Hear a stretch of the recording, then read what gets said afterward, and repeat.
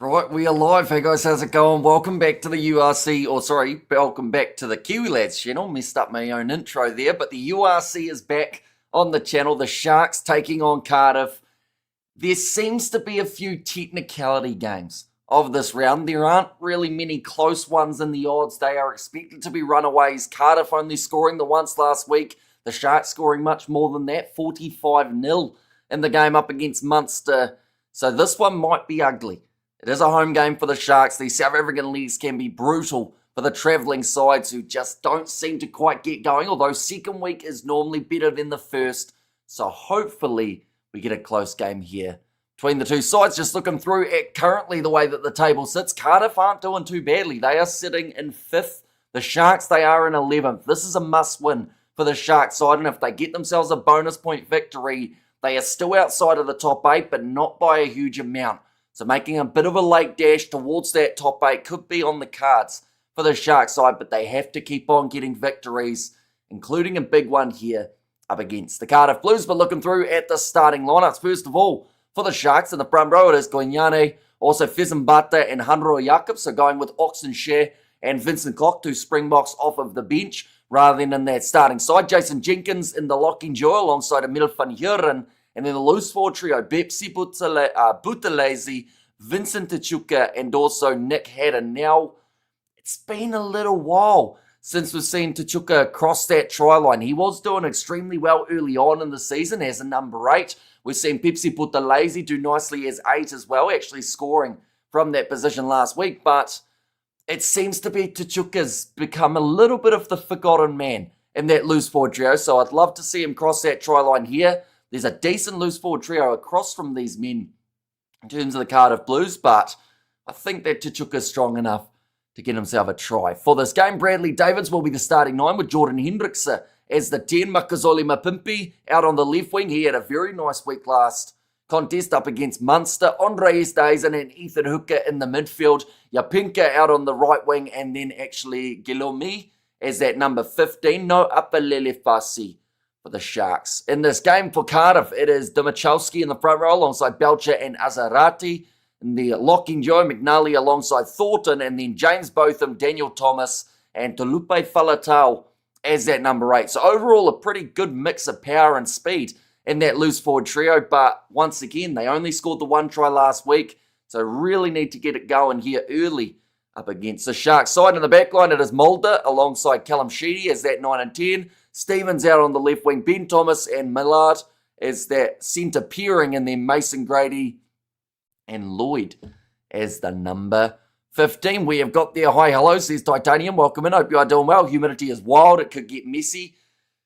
Right, so what you're saying is we may end up in a scenario where there's a few drop balls along the way. Rugby Geeks is in the chat. Welcome in, mate. Hope you are doing extremely well. We've got Here We Go as the comment there. Good morning, Hamish. And go the Sharks, says this Josiah. Come on, the Stormers, says Bruce. Of course, they are going to be in action for tomorrow when it's Super Rugby knockouts. We're still a little way away. We're up to round 7 of the competition. I believe they play, I want to say, 13 regular rounds. So I think Super Rugby playoff game's probably about 60 days away, somewhere around there. So a couple months till we get into those matches. They're normally early June and late May, I think it was. And I think that's the same for this year. We've got good evening. I imagine it's raining really bad in South Africa. My electricity was off. My Wi-Fi was over a very long time. My wife feels down for a long time. So sorry, this morning, your knee now.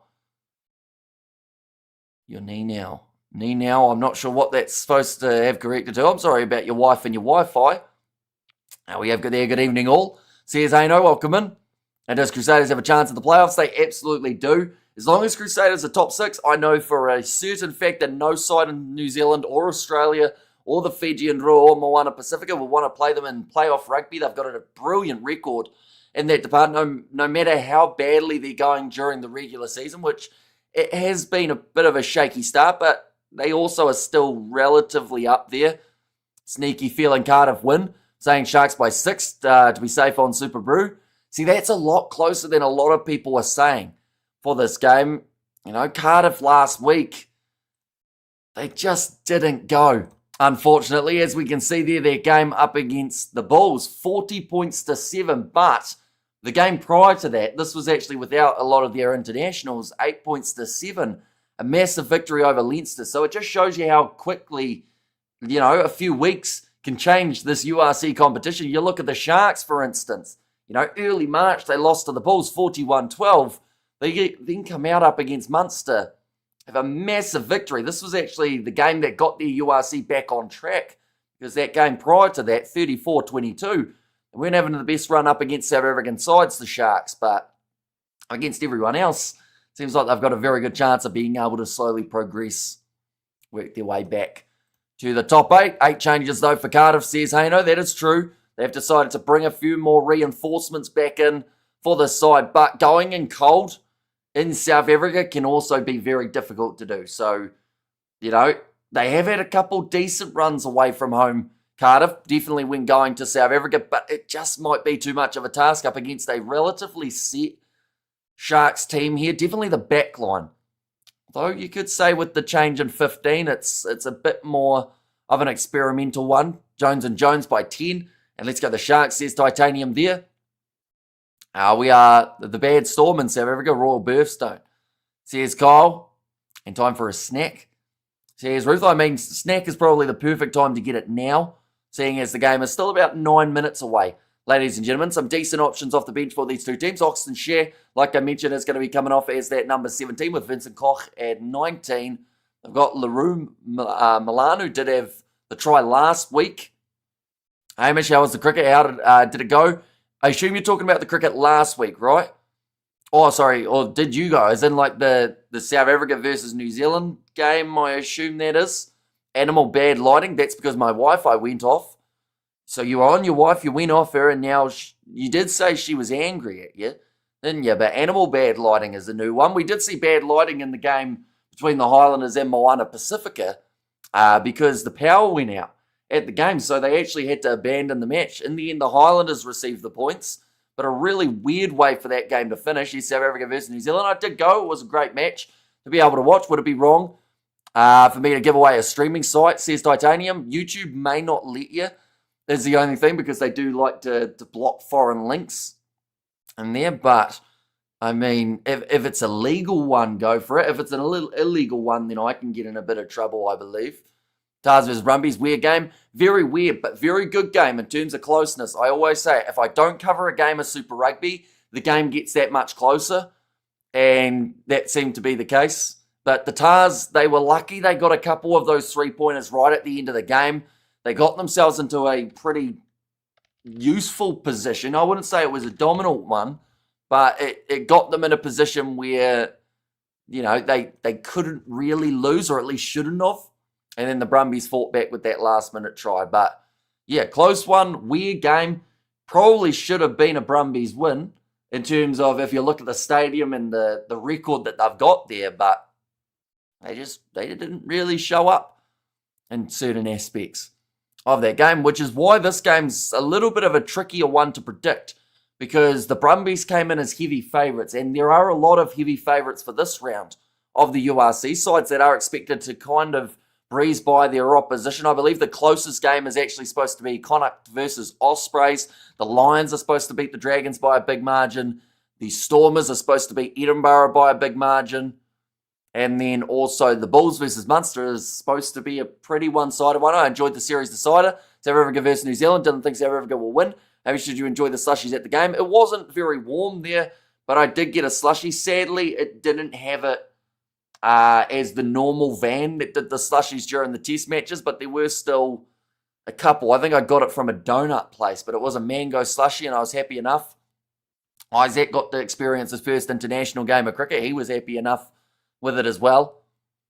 But, yeah, not the result that a lot of people in the crowd were hoping for, but we can't help that too much. South Africa were the better side. Easthuizen did brilliantly in terms of that batting performance. In South Africa, they picked the conditions. They worked out that it was quite a spin surface and made the absolute most of it. But the coverage is now just cutting in here for us in New Zealand. They normally wait until 5 minutes before kickoff before we start seeing the shots of the ground.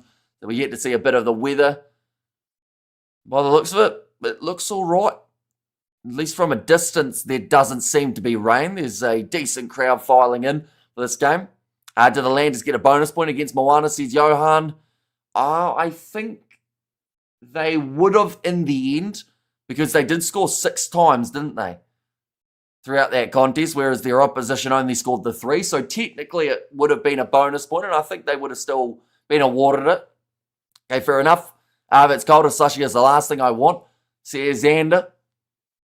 Yeah, it was definitely more of a, because we've come all this way, we're going to get a slushy situation rather than the weather's nice for a slushy. Nice to see Saders down the list. So tired of them nominating, says Titanium. Yeah, but if they're in the top 6, once again, I wouldn't want to play them because they are just as likely to qualify 6th and go on and win the whole thing. They're just that type of side. And as much as people say, like, we don't want to see the Crusaders winning, like, the best way to stop them from winning is to get them outside of that top 6. Because if they're anywhere in there, their playoff record is absolutely incredible.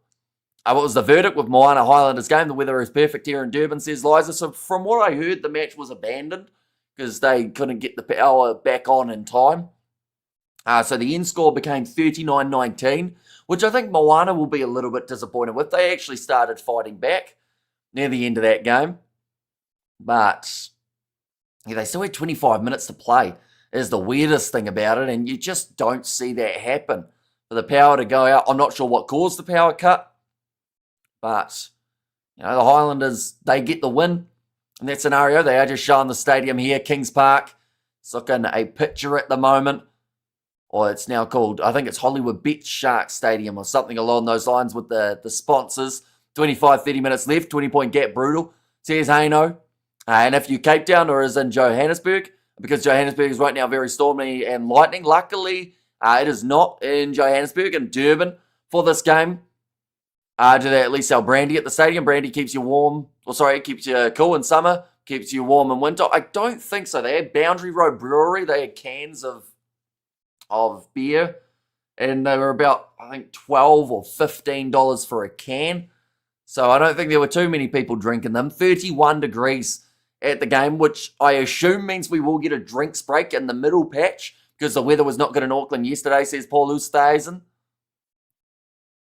And yeah, the thing is, though, the game didn't look that bad on TV. Of course, it can be completely different. Like, the wind didn't look too bad. It didn't seem to be raining, but one of the light towers went out early. And I think that was obviously something to do with the power side of things, and then the rest just all cut out, and it went to pure darkness. They are just showing the side for Cardiff. Few changes compared to what we saw last week, up the Blues. Says Rugby Itch there. I'm sure you're referring to not just this Cardiff Blues side, but also the Fiji and Rua game later on up against your Blues at Eden Park. Hopefully the stadium lights stay on for that game. Johan Mulder, the South African, back on South African soil for this game here for Cardiff. We had a severe thunderstorm yesterday, says Kyle.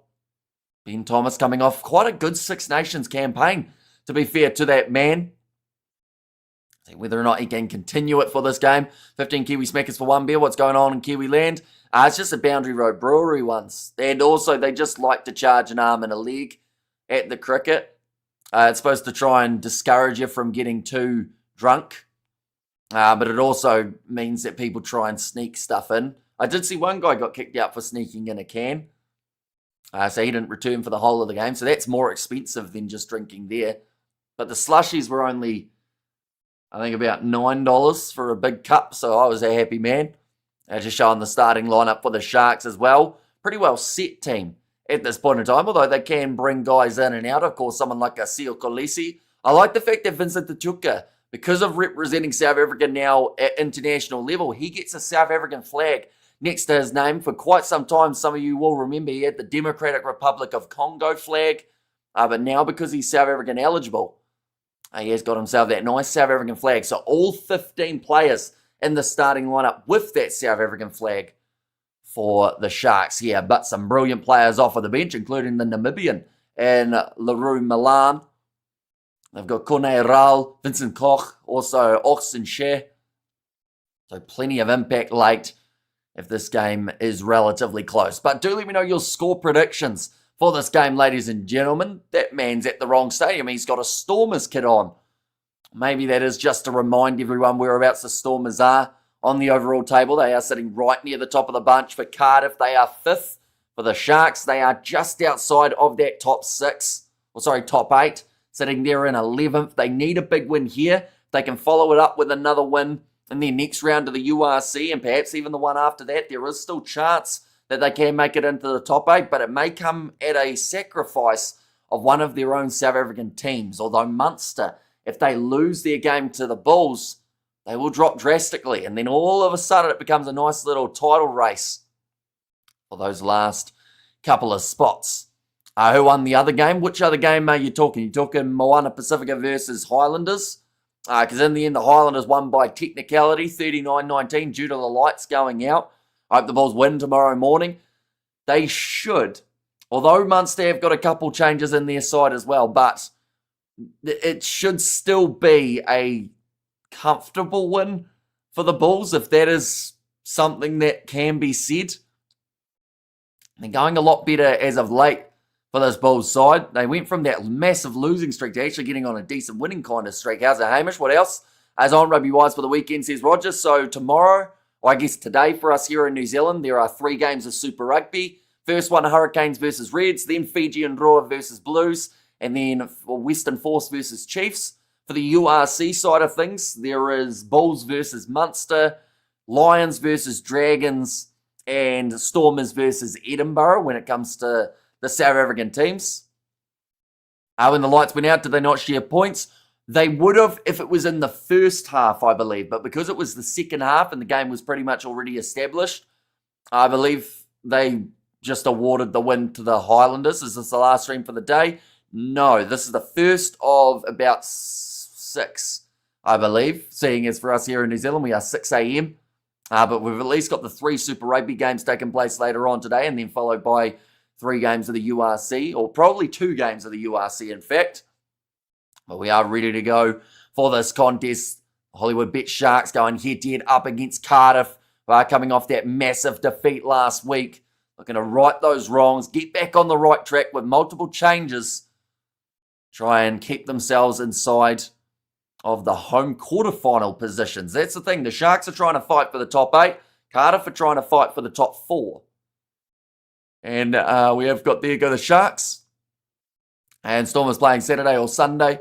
Says Ano, so it is going to be Sunday our time, but Saturday South African time. So Sunday morning for us here in New Zealand at about 6 a.m. So pretty much 24 hours from now. We have got there, it's 9 in India. That's why I asked it. Says Coding. And also Sharks 50, Cardiff 20. Says Mohadeen. Right, the countdown is on. Referee ready to blow the whistle to get us underway. Can I ask you a favour? That depends on what this favour is, Mohadeen. Your last favour said that you wanted me to go to prison, but that doesn't sound like much of a favour, does it? To look by Falatau. Going to be a nice carry forward from him. They are wearing the bright pink for this game, Cardiff. Or you could almost call it more of a magenta, in fact. Now rolling this one back. Kick towards the touchline for Johan Mulder. Almost half by charge down, but a very nice kick downfield. Can you do the Bafana Tuesday? I didn't even know that Bafana were playing on Tuesday. Who are they playing? I assume it's a warm-up game, right? There is no such thing as the last stream for Hamish on a Friday. He goes through until Sunday, says Xander. And yeah, I think Sunday now there are plans of a family, memorial golf tournament, from what I'm heard. So I'll probably be playing golf off about an hour's sleep or somewhere around there. But the Sharks currently in possession round halfway. Being told to use it. Bradley Davids, man who was playing in the number 9 jersey for this game. Hi, Hamish, it's the Grey. Welcome in. What's the record of you doing consecutive streams? I'm not sure of the exact record. I know that for one weekend, I was up for about 72 hours running off of 2 30-minute naps. And throughout that time, I think I did about maybe 40 hours of streaming or something like that. Something ridiculous. But that one's going to be booted into touch. And the other hours between that, I was either recording videos for the 7 side of things or getting everything prepped for other streams. Where did Johan Mulder play? I I can't remember where he was in South Africa. I know that, he wasn't a Sharks man, was he? Johan Mulder. So I know that there was a bit of banter going on between the Sharks and the Cardiff Blues on social media because they were pretty much saying welcome back to Johan. That may have just been because he was back in South Africa in general, but rolling maul here. Hang on to it at the back for Fez and Bata. This one's moving quite nicely, although Bradley Davids takes it off the back, gives it to Andre Esterhazen, the crash ball specialist in that number 12 jersey, bit of a hybrid player for the Box as well. The ball is on the side of the Sharks side. Pepsi Buthelezi, two-man tackle on him. Bafana playing Panama, says Mohodin. I think the chances of them showing that game here in New Zealand is probably very slim. Another penalty. 13 Sharks neck roll. So that is against Ethan Hooker. And that is going to now give the Cardiff side the early penalty. 29-21 Sharks. This will be the final score, says Xander. So it turns out the Moana and Highlanders game was still playing. It was just a Sky Sports coverage. Really? So it just ended up being... Because I know that they mentioned that at the stadium they were having technical difficulties, and I believe that it was either Sky or Super Rugby tweeted that they were having power outages at the stadium as well. Can you do it, please? It probably won't be shown here. We've got New Zealand warm-up games being shown at the moment, but I don't think they show South African warm-up games here, unfortunately. When does the internationals begin? Says Roger. For the rugby internationals, late June. That's when we get to see a few warm-up games, but then the July internationals, when it really gets underway. Talupe Falatau passes off there to Dan Thomas, and the penalty awarded there to the Sharks. One extra roll on the ground. It is going to go the way of the home side there. 1 second, I'm about to sneeze again, so I will quickly hide myself off to the side and mute. 1 second.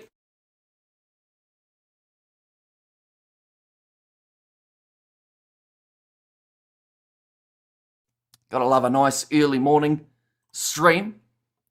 We're just seeing it here, the extra roll on the ground from Daniel Thomas.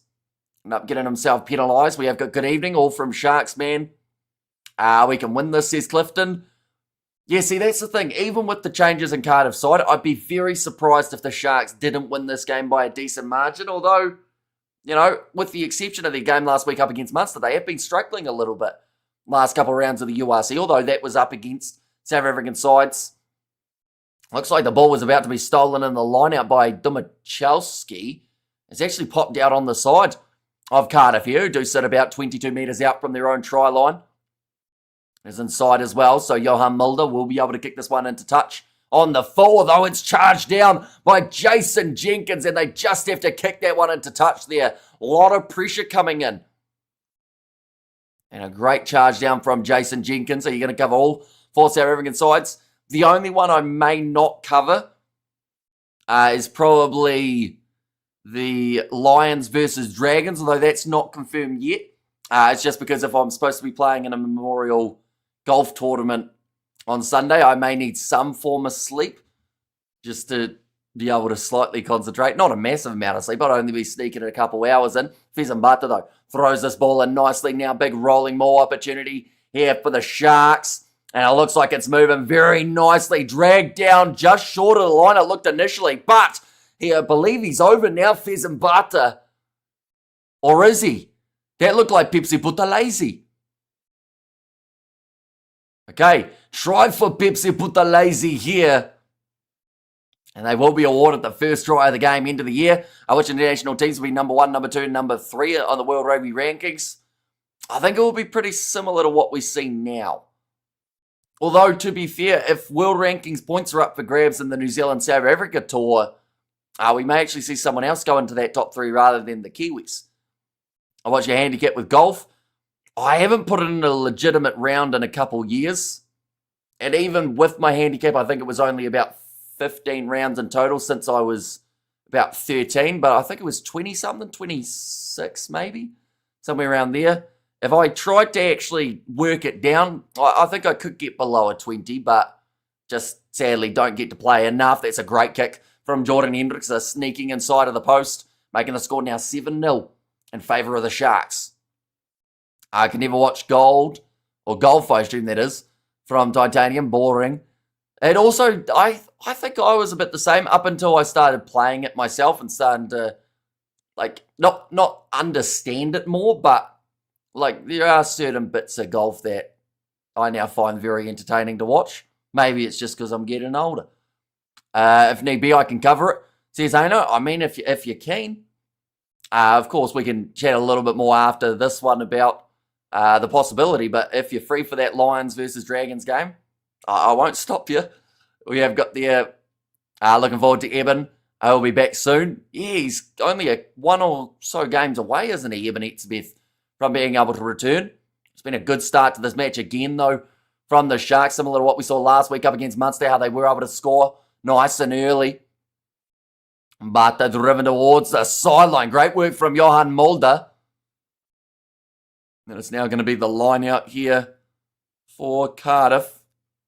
Yes, do it, says Xander. And the Sharks have the ability here to put 50 points on Cardiff. This game could end up ugly for Cardiff, says Jack. Yeah. I don't think we're going to see the same Cardiff as we saw last week in their game up against the Bulls, but I do still think we're going to see a little bit more of a shaky Cardiff than we're used to in the earlier stages of the season. And this one's going to be thrown in, nicely taken at the back from Botham. Moving away to the right-hand side to Lupe Falitau. After Johan Mulder now. Thomas. Lloyd decides to go for the grubber and behind. Cleaning that one up at the back is Yapinka with a good attacking run. Pepsi with the lazy. He's become quite a try-scoring threat here for the Sharks. I mentioned how Vincent Tachuka hadn't scored in what feels like forever.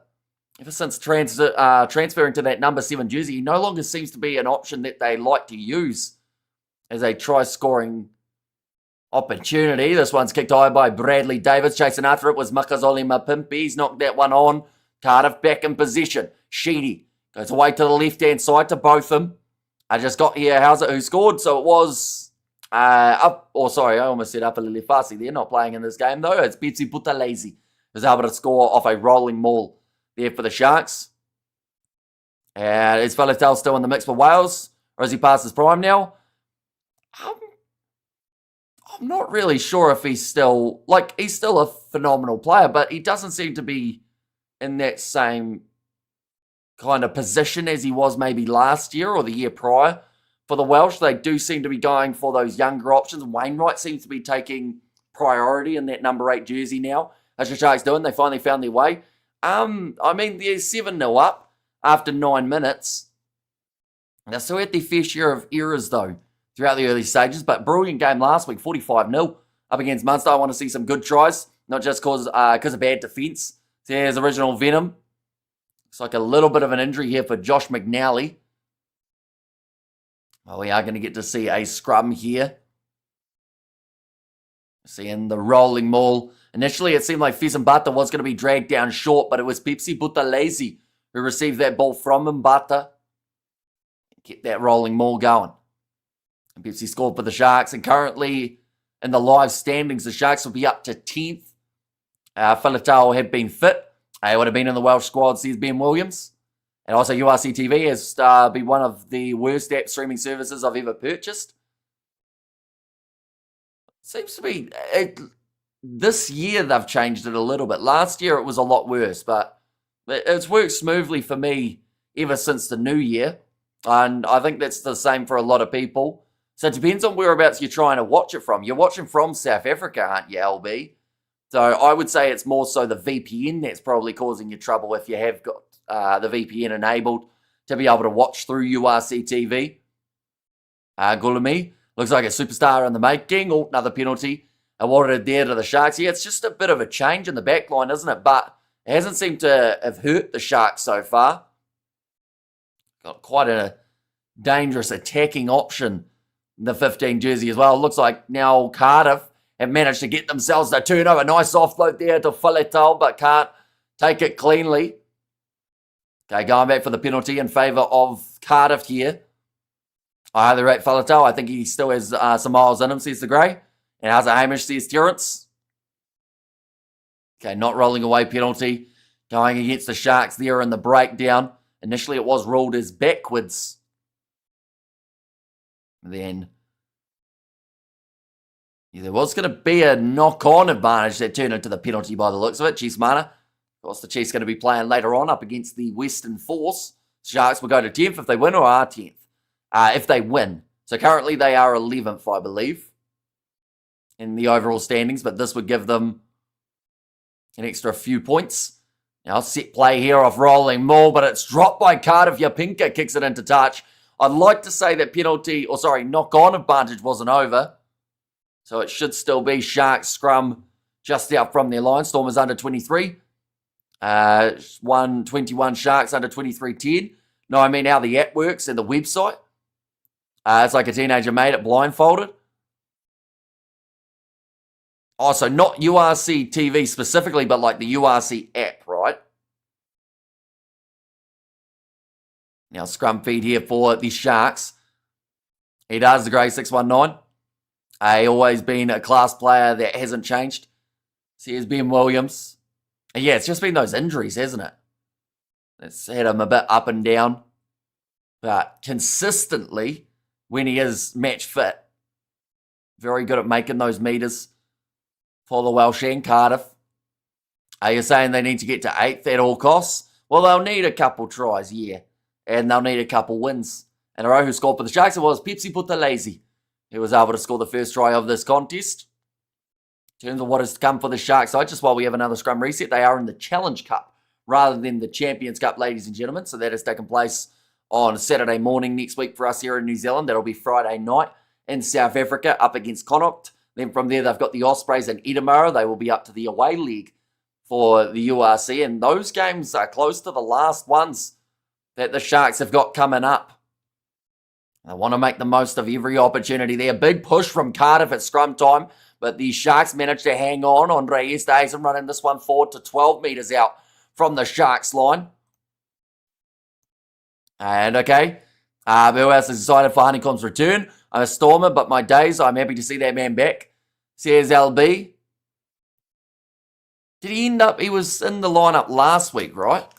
Oh, I think he was going to be making his way off of the bench last week. Did he end up making his way on in the end? I wouldn't mind a Pepsi now. It's been a while, says how's it? As this the URC. So how many countries involved in that? Cardiff is English. Cardiff is Welsh. So you've got Welsh teams, a couple Italian teams. You've got Irish teams, Scottish teams, and also South African teams. I think that's everyone. Or at least that's a majority of them anyway. So sides from 5 different countries taking part in this competition. Looks like Belcher's just got a bit of a shoulder issue here. So we've got another brief stoppage. They aren't doing too badly at the moment here, Cardiff. And I thought Cardiff were Canadian. So here's how's it. Are you strong to beat a big person up, Hamish? Am I strong to beat a big person up? Probably not, no. Depends on how big they are. I'm not exactly a tank of an individual myself. Just showing there the weekend lineup. 3 South African sides all in action at home after this game. Including the first one, Bulls versus Munster. I mean, it means Honeycomb can make a box, or make the box. It's going to be a good year for the box again, says LB.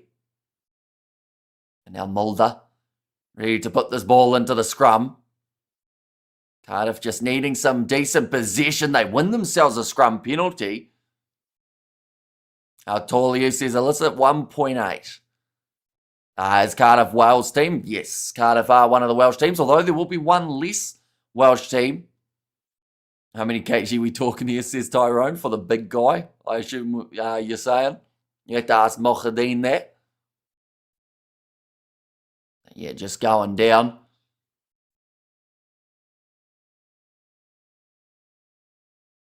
And that one collapsed pretty quickly under the pressure. 2 penalties, 1 by Cardiff, 3 for the Sharks. I am 0.8, Hamish. Says the Grail. Drop ball there. Felipe Faletau cleans it up on the ground. The referee rules it as backwards. Thoughts on the rumours that the box will be used in the new tournament as a B squad run. says LB.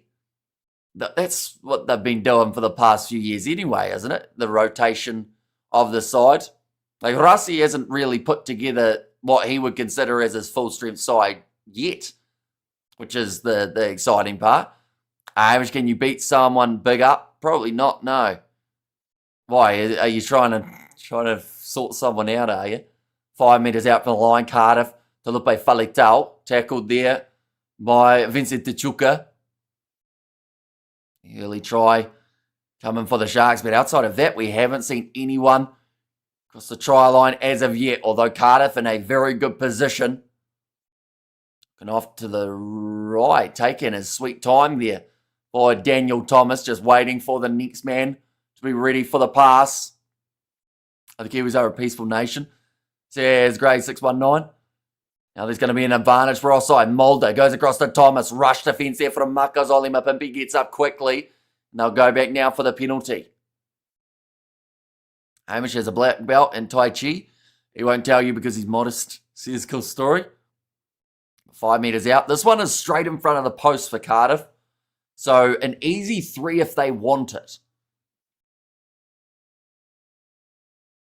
Okay, referee has found the mark. Are you sad you lost in the cricket? Not really. I feel like South Africa in that last T20, I assume you're talking about, they deserved to win. They batted better, they bowled better, and they fielded better as well. Now going off to the left-hand side, Talupe Falatau, Mulder, now nice backline, Sheedy, Lloyd goes one more, and Sheedy, or in fact it's Mason Grady, who runs in the corner, and they're back on the board. Yeah, Cardiff, they have had a little bit of a run where they are only scoring 1 try per game. So that might be their first and last, but it was a nice one. The backline movement there from Cardiff. A nice switch play there. Talupe Falatau involved. Sheedy with some good hands as well. Do you like basting your societies? Or you prefer marinade beforehand or no marinade? I don't know. To be honest, I haven't had societies that I know of. Or even kebabs, not really. Like, I haven't had a huge amount of kebabs recently either. That one is going over. Great kick from the sideline from Sheedy. And that makes the score now 7 all between these two teams. Falatau is pure class, says the Grey 619. He doesn't know what it is. Hamish, it's a kebab, man. What type of kebab, though? Like, is it a kebab as in, like, one that, like, you put on rice, where it's just, like, the meat? Or are you talking about a kebab, like, one on a skewer? What type of kebab are we talking about? I don't really know what's the difference between kebabs and societies. Says Xander, does it have a stick through it? Or is it just, like, loose meat? It's a good name for a rock band. Not really. That one's going to be booted into touch by Johan Mulder. The Sharks now will have the chance about 35 metres out from the opposition line. This is the first time Sharks have been inside of Cardiff's half in what feels like a relatively long time on a skewer. Yeah, so the ones at the supermarket here normally have got some sort of marinade on them, whether that's honey soy chicken or I guess honey soy, the chicken is the kebab. Or sometimes like a barbecue type of marinade on them as well. One of the most common New Zealand food, like things you eat almost every week. I mean, I don't know if we have that many like really New Zealand based things. Like I really don't have much exciting. Chicken and rice. It's not really a New Zealand thing, though. But we have it both here in New Zealand. Now, offload there from Jordan Hendrickse. How's Hamish? My Sharks are hungry today. Says Ulrich, moving away to the left-hand side for LaRue Milan. Now, Bradley Davids back across again. Straightening run from the Sharks team. Inside of the 22. This is where they can be very dangerous. They've got so many attacking threats. And Jordan Hendrickse goes to Jason Jenkins. Come on, Sharks, we can't afford to lose. Yeah, if they were to lose this game, it may almost be their season done. which is quite brutal to say, but it is the reality for them. Yapenka had the option on the outside, doesn't use them. Till he does reach the ground. Bradley David's going for the kick and behind. It's going to be charged down by Cardiff. Sharks look awful, says Aino. Kiwis have a love affair with Vegemite like the Aussies. Normally in New Zealand it's 50-50 in terms of some people like Vegemite, some people like Marmite, but driven into touch there. Cardiff, they won't be able to take this one quickly, even though they've tried to. Jimbro Food says illicit. Not really. What else do we have? I mean, I have bread here in New Zealand, not a New Zealand thing. Fish and chips aren't really a New Zealand thing either, but like we have them here. Yeah, just wrestled into touch for Pepsi Butalese. And the Sharks have to win every game if they want to make the finals. Do you think Stormers will win next week? Who they got next week? They've got Toulon in France, don't they?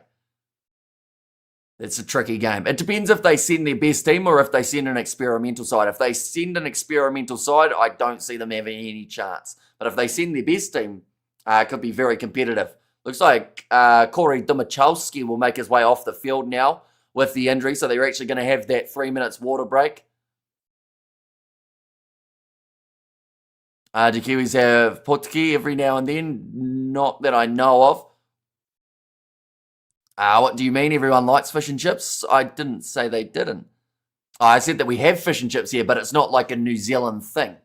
Because they were asking like if we had any New Zealand specific foods that we like and have often. But, of course, like you've said, everyone likes fish and chips, so it's not just a Kiwi thing. Cardiff needs to win. Welsh team's going to South Africa, haven't fared too well. Game needs some flow. Yeah, it's been a bit stop-start at the moment, although not a huge amount of scrums either, to be fair. Just penalties at times when teams are starting to get a little bit of momentum. Your pronunciation of Afrikaans words is great. So here's grade 619. What piece of fish you had? What do they do here? I think the local one is just elephant fish, I believe. There's some blue cod around though. What else do we have in New Zealand? I guess up north you probably get a bit of snapper. Southworth, he will make his way onto the field, and that is for Dumachowski. Time is now back on, and Cardiff have got themselves the line out. 7 points each at the moment. Now thrown in. This one just outside of the 22. Nice ball from Belcher to Talupe Falatau. Chopped down low by Alejandro Jacobs. Mulder goes high.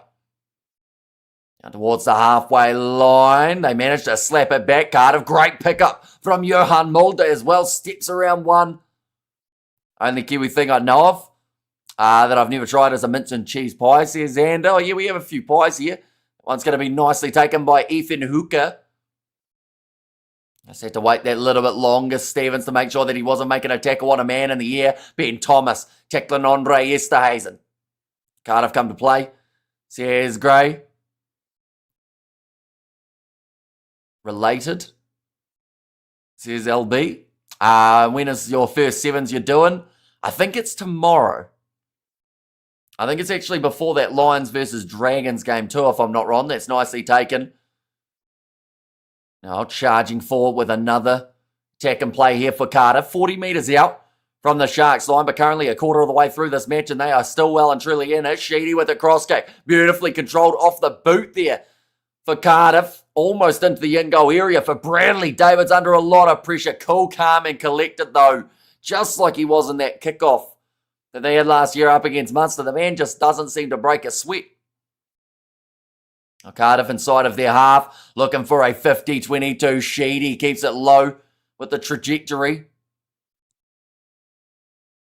And that's another good return and kick.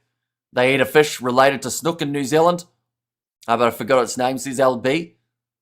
I have a permanent mild sunburn. That sounds painful. And I don't like the sevens. I just get comfortable, then it's over, says Xander.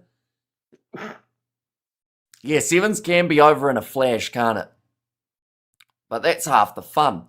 The fact that the game's quick and snappy. I always say in rugby union, if you get a bad game, you've got like 2 hours to sit through. If you get a bad game of sevens, it's done in like 15 minutes. and you get to move on to another one, which might be the best game of the tournament. Afro's Chicken Shop was what was written on the box there. Has anyone been to Afro's Chicken Shop? And if so, is it any good? Great Hendricks says titanium there. Hamish, you were on an elephant, horse, or rhino, Hamish? Were you on an elephant, horse, or rhino? And what situation, Mohadeen? South Africa does the best chicken and mushroom and steak and kidney and steak and pepper pies. New Zealand does the best steak and cheese, mint and cheese and special pies. Currently Cardiff, if they were to draw this game, they would be sitting back and forth. So they would actually go up in a ranking spot. That would probably secure their playoff hopes. Not ready for the line-out throw here. Belcher goes in, nicely taken, although it's ruled as not straight, so means that the Sharks do get themselves the possession. The scrum is now called. I was on a rhino, or on a horse, rhino, and elephant. Trust me, I've had pies in both countries. My cousin had a false memory of being on a rhino as a kid. Says cool story. And no, Cardiff Clark's pies, freshly made, are amazing. Says Maddie there. You see, I'm pretty boring when it comes to pies. I haven't really had too many of the fancy ones around the globe. Bradley Davids. Another feed into the scrum now. This is a solid front row for the Sharks, although they have had a couple penalties go against them in this game already. Scrum side, shuffling, but free kick goes the way of the Sharks. Bradley Davids off to the left-hand side. Thought about the inside pass for Jordan Hendricks, but hangs on to it instead. Takes the contact. Trying to set it up for the next play. At least Cardiff aren't winning yet. That is true, but they're also not losing at this stage. Currently drawn between these two sides. Vincent Tachuka dragged down about 25 out. Bradley Davids back across to the right. Gunyani with a nice inside pass to Nick Haddon. Hamish, have a snake as a pet? You're not really allowed to do that here in New Zealand.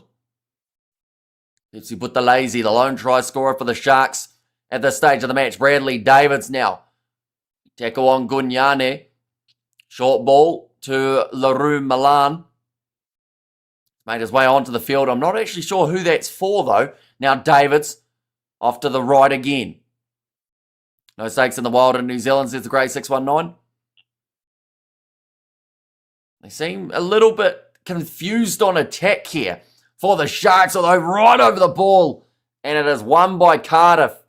And the breakdown, but yeah, a bit stagnant on their attack currently, the Sharks. One second, I'm about to sneeze again, so I'll hide off to the side and mute once more.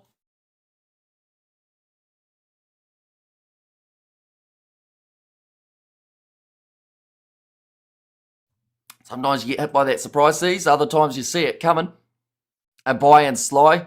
It doesn't work for me. You need to feel, are you eating healthy with a salad? Are you indulging in a calorie-filled pie? Says Xander.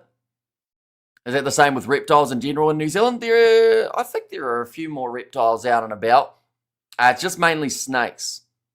They don't like to have out in the wilderness. Now Belcher. Although I don't think there's crocodiles or alligators here other than zoos either. Now slapping that one back for the Blues. Ball in the hands of Mulder. What is wrong with the Sharks? They just haven't been able to find their momentum throughout this one, unfortunately. But it has meant that Cardiff, in a game that they wouldn't have had a lot of confidence heading into due to how they played in their last match up against the Bulls. Like, this is the kind of slow, methodical start that they would have absolutely loved to have. Looks like the ball's still there for Cardiff. After winning the aerial challenge, going across to Callum Sheedy, puts in the fend. Offload now to both of them. He looks on the outside. This is good quick hands here from Cardiff. Just a fumble of the ball, though, from Dan Thomas. Now Lloyd kicking in behind. Not quite going to be a 50-22, but that is a very nice bounce of the ball. And will force the Sharks back inside of their own 22 here. We have good there. The Snakes in New Zealand are in the zoo. And yes, says LB. and also end up like the Florida Everglades. At least you don't sneeze and dig your finger right into your ear in view, like the rugby ascendant. Says cool story. And the Sharks, the worst team, says Mohadina. Do you think the Sharks are playing the same strategy like Bafana? Not really. Probably a bit different, I would say. Oh, this is a TMO decision here. What is it going to be? Going against Jordan Hendrickse by the sounds of it.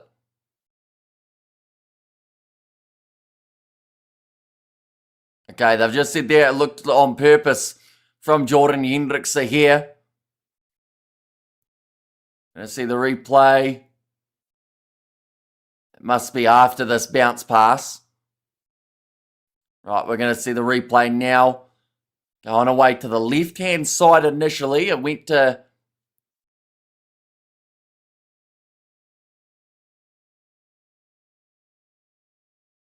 Okay.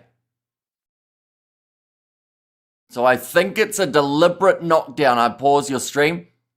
As you're ahead, then you keep overtaking me. Says Matei. You're just checking there to see if there is a chance of a line break. Because if there is, there might be a yellow card. But Hendricks are just getting the fingertip to it. Luanda, fly half, please. A fairly big cheer. Tell the Sharks as Rugby pick up the ball and run with it to score the try. Yeah, just the lone try of Pepsi Putalese at this point of the contest. We are currently sitting 26 minutes through.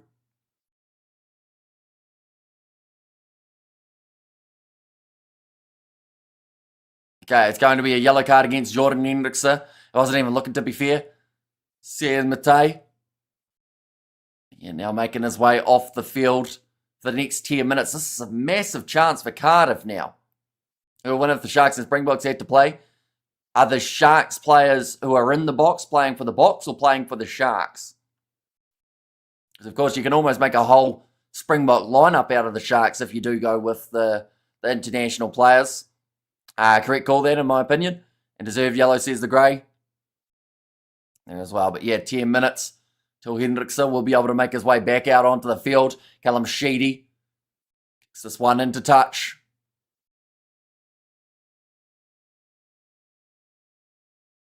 This could be a very crucial 10 minutes of this game for this Cardiff side. They are able to score once, if not maybe even twice, throughout the 10. Could completely change the momentum of this match. Away yellow now. Shouldn't it have just been a penalty? Because of the line break opportunity, they do roll it as a yellow card. Now going off to the right-hand side. Johan Mulder. Bounce pass there to Sheedy. Looked like a knock on, but it's going to be play on. Ben Thomas with the cross kick. Awkward bouncing ball. Beautifully controlled there. And over the line they go. They may check to see if there's the knock on, but if not, Mason Grady has a second, and Cardiff have the lead in this game. Cardiff going to score twice before half-time, and give all the Sharks team a permanent red card, and South Africa has some huge stadiums for the regional teams. Says Matei. Hooker very quiet tonight. Yeah, the only thing that I can remember of Ethan Hooker so far throughout this game was his neck roll that he did on the opposition. Outside of that, we haven't really seen him in possession. We see it there. It was an awkward bouncing ball. Was ruled as backwards, though. But they're saying about that bounce of the ball. Set it up nicely for Mason Grady. Bafana is playing next door. I think you know that. So yeah, it's called Story. Now Callum Sheedy. This is a crucial kick. 12 points to 7. Could become 14, but he misses away to the right. It keeps the score after 28.5. 12-7. Still with the man advantage for the next 8 minutes of this contest. You prefer Hooker at 13 or wing? I quite like him out on the wing, to be fair. I feel like he was filling that gap nicely for the box, but at the same time, he can offer you a lot at 13. We're not really seeing the Sharks utilise him to the full potential as of yet in this game. They've actually been struggling to put together 2 passes, let alone getting it to the outside centre. Let me know if you're coming. Says Mohadina. I assume you're talking about for December, right? But now ready to kick this one off. It is Bradley Davids. He doesn't look happy with it either, but it does go straight into the hands of Cardiff. Now to Lupe Faletau. 30 metres out from their own line here. Johan Mulder will roll it back. Ben Thomas. And behind Sheedy. It looks like they're willing to run this one for a bit there, Cardiff. Although trying to kick this one downfield from Harry Millard. And that one's gone straight off the side of the boot. Goes out on the full. It's quite a crucial era. Cardiff with a win here would actually move up to third in the overall standings. Sharks playing like they met in the parking lot before the game for the first time. Yeah, there has been a lack of cohesion for the Sharks team. The backlines looked a little bit almost static. At times they haven't been able to link up nicely. And already we're seeing changes. 30 minutes in, Oxen Shah will make his way on. Vincent Koch and Edouard Swart. So that's quite the statement. Front row being switched 30 minutes in. Obviously not quite asserting that dominance that the coach is after. They're on their way. Now, this is an interesting choice, though. I know that Fezembata's last line out wasn't straight, but Edouard Swart, when he's under pressure, is known to throw the occasional wonky one. So I feel like that's where Cardiff have to be pretty strategic here. Sharks playing like they met. Oh, no, I read that one, didn't I? Now, Edouard Swart. Ready to throw this ball in. Can I say something? Go for it. Goes into Vincent Tachuka on the outside shoulder, but no contest in the air from Cardiff. Bradley David's right-hand side. Andre Esther Hayes, another drop ball.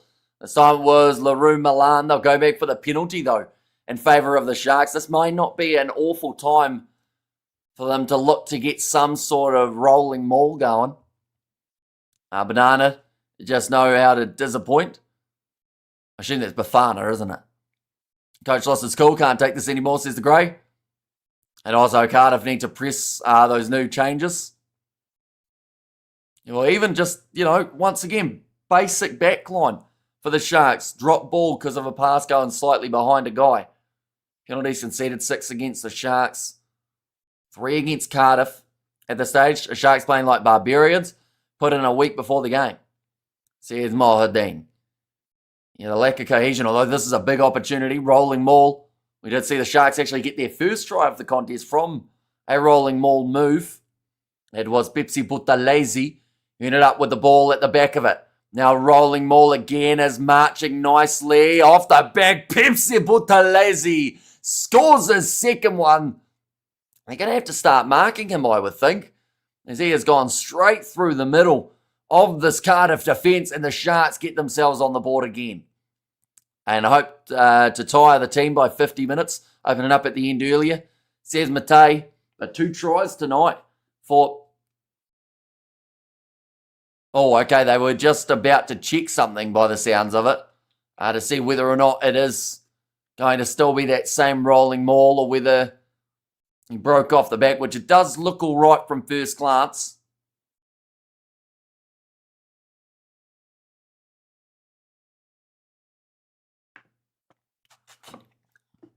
Definitely something dodgy at that maul, says Haino. Can it end in a draw? Theoretically, it could. Although this kick going over from the Sharks will help them take the lead in this game. Do you think it does psychological damage to Apex players like Ox and Estes to be in a messy setup like the Sharks in the international scene? Or is that a whole different thing? I think it's different because, the thing is, you see a lot of Springboks in that Shark setup, but they don't play like they're playing for the Springboks, if that makes sense. And it's something that some people have actually heavily criticised for certain South African players, how when they go to club rugby, they kind of cruise rather than going full on as hard as they would at internationals. Oh, what a shot that is on Vincent Tachuka by Stevens. But no, it seems like they're able to just zone out what happens throughout the regular season and then go into the international kit and get back in the zone. That one's going into touch. The kick of the Sharks. Are you also hoping for 2 red cards against Cardiff? No, I'm hoping we get 15 on 15 for a majority of this game. Currently, of course, we don't quite have that. It's 15 on 14. And come on, the Sharks fly the South African flag from a Stormers fan, says Rudy. Of course, a very successful weekend.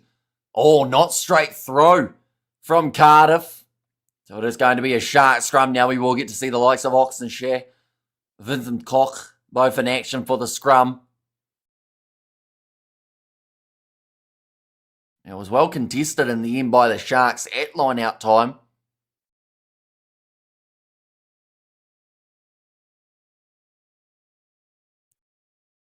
Okay, they've just said there about the height of Emil van Heerden, but Vincent Tchuk actually has the most line-out steals out of any Sharks player. He hasn't scored many tries recently, Tchuk, but he does a lot of work outside of that. It's a bit of a shame because he was such a dangerous threat with ball in hand, and they seem to have kind of watered him down on the attacking side of things. How many viewers did you end up peaking at for France vs England? It was an awesome game. I actually didn't realise this, but I think it was about 3,000. I thought it was about 1,500. Oh, that's a big scrum. That was a weird moment too. The Cardiff hooker, Liam Belcher, just kind of threw his hands up in the air as if to say, we're not doing the scrum, and then it still happened. Corey Domachowski, he's off the field at the moment for Southworth with ball in hand. Wasn't ball grabbing banned, says Xander. Kind of. I think that Jan Hendrik Wessels found that out the hard way. But now 5 minutes remaining in this first half. 1 minute 30 remaining of Jordan Hendricks' yellow card. They don't have Sia Masuku off of the bench in this game. Instead it is Juan Smith. Now ball for Bradley Davis. This is where a set piece kind of needs to come into play for the Sharks. Ball possession says Gray, and that's going to be the penalty now to the Sharks. And Cochrane reminds me of Mr. Incredible. He does have that look about him. I feel like he is the closest in terms of a resemblance of any rugby player to a cartoon character ever. You know, it is uncanny, the resemblance there. That one's going to be put into touch. Now line out here for the Sharks, about 45 out from Cardiff's line. Now currently leading in this game. Ox needs to make a statement here. Says the Grey. Kieran Azarati really gets set there at scrum time. It's first half too early to get the bomb squad on. They've already made 3 changes here for the Sharks, so you know, they've gone relatively early, although they've only got the 5 forwards off the bench in this game. Pipsi Buthelezi. Okay, they've just said that the player for Cardiff can't roll out there. Let's put high by Bradley. Davids once again, bouncing ball, slap back onto the side of the Sharks. Here comes a massive run from Emil van Heerden. They have got themselves the advantage as well here, the Sharks. Again, though, couple missed passes. Yapinka tries to chip and chase. Should sit up for him and does. And it's the 3rd try of the match for the Sharks. Quite a bit of noise. Here's cool story. And also about the subs being made. Although it seems like the front row impact has already been felt during this yellow card period for the Sharks. They've actually looked better when it comes to the amount of points that they've been able to score. That is now the 2nd try throughout Jordan Hendricks being off the field. Piece of brilliance, that brilliant, says Hano. Yeah, nice bounce of the ball. Just chipping it in behind. Sits up nicely and slides over. What do you think of Alimza being on the wing for the Stormers tomorrow? Interesting choice, of course, but we'll see how it goes. I don't know whether or not that's tactical or whether it's something different, but the good news is their game isn't really expected to be that close, so it shouldn't make a massive difference overall. Where the Sharks all of a sudden come from, says Xander. Jordan Henderson, he is back out there on the field, and that kick has gone over. Now makes the score 21-12 just before the halftime break. I'm a Sharks fan when we are winning. Says cool story. But yeah, just that chip from Yapinka does sit up very nicely. And slides over for that try. The chip was very nice. Just sitting up straight into the hands. See, Colisi was having a bit of a clap on the sidelines from that individual try. Nice take from Vincent Tichuca off the kickoff again. Is Jaden Hendricks still around? He is. He's making his way off the bench. And this game, they have had Bradley Davids as that starting 9. No Grant Williams for this game. That one's going to be kicked high from Davids. Down towards the sideline. Nice push there in the back from Ethan Hooker. That was clear as day. He did play the Cardiff man, but it looks like they're just going to ignore it. And the Sharks will keep themselves possession, although Cardiff win the penalty anyway in the next breakdown. So it didn't cost them too badly. One last chance before halftime. Not much of the Sharks play from set piece. Mostly individual brilliance of Maul. Says Haino. Well, that's where it's quite difficult, isn't it? Because if your set piece isn't firing, it does very much so limit what the Sharks do. Nothing with backline moves, etc. Says Haino. That's a good kick downfield. Just inside of the 22 now. Line out chance.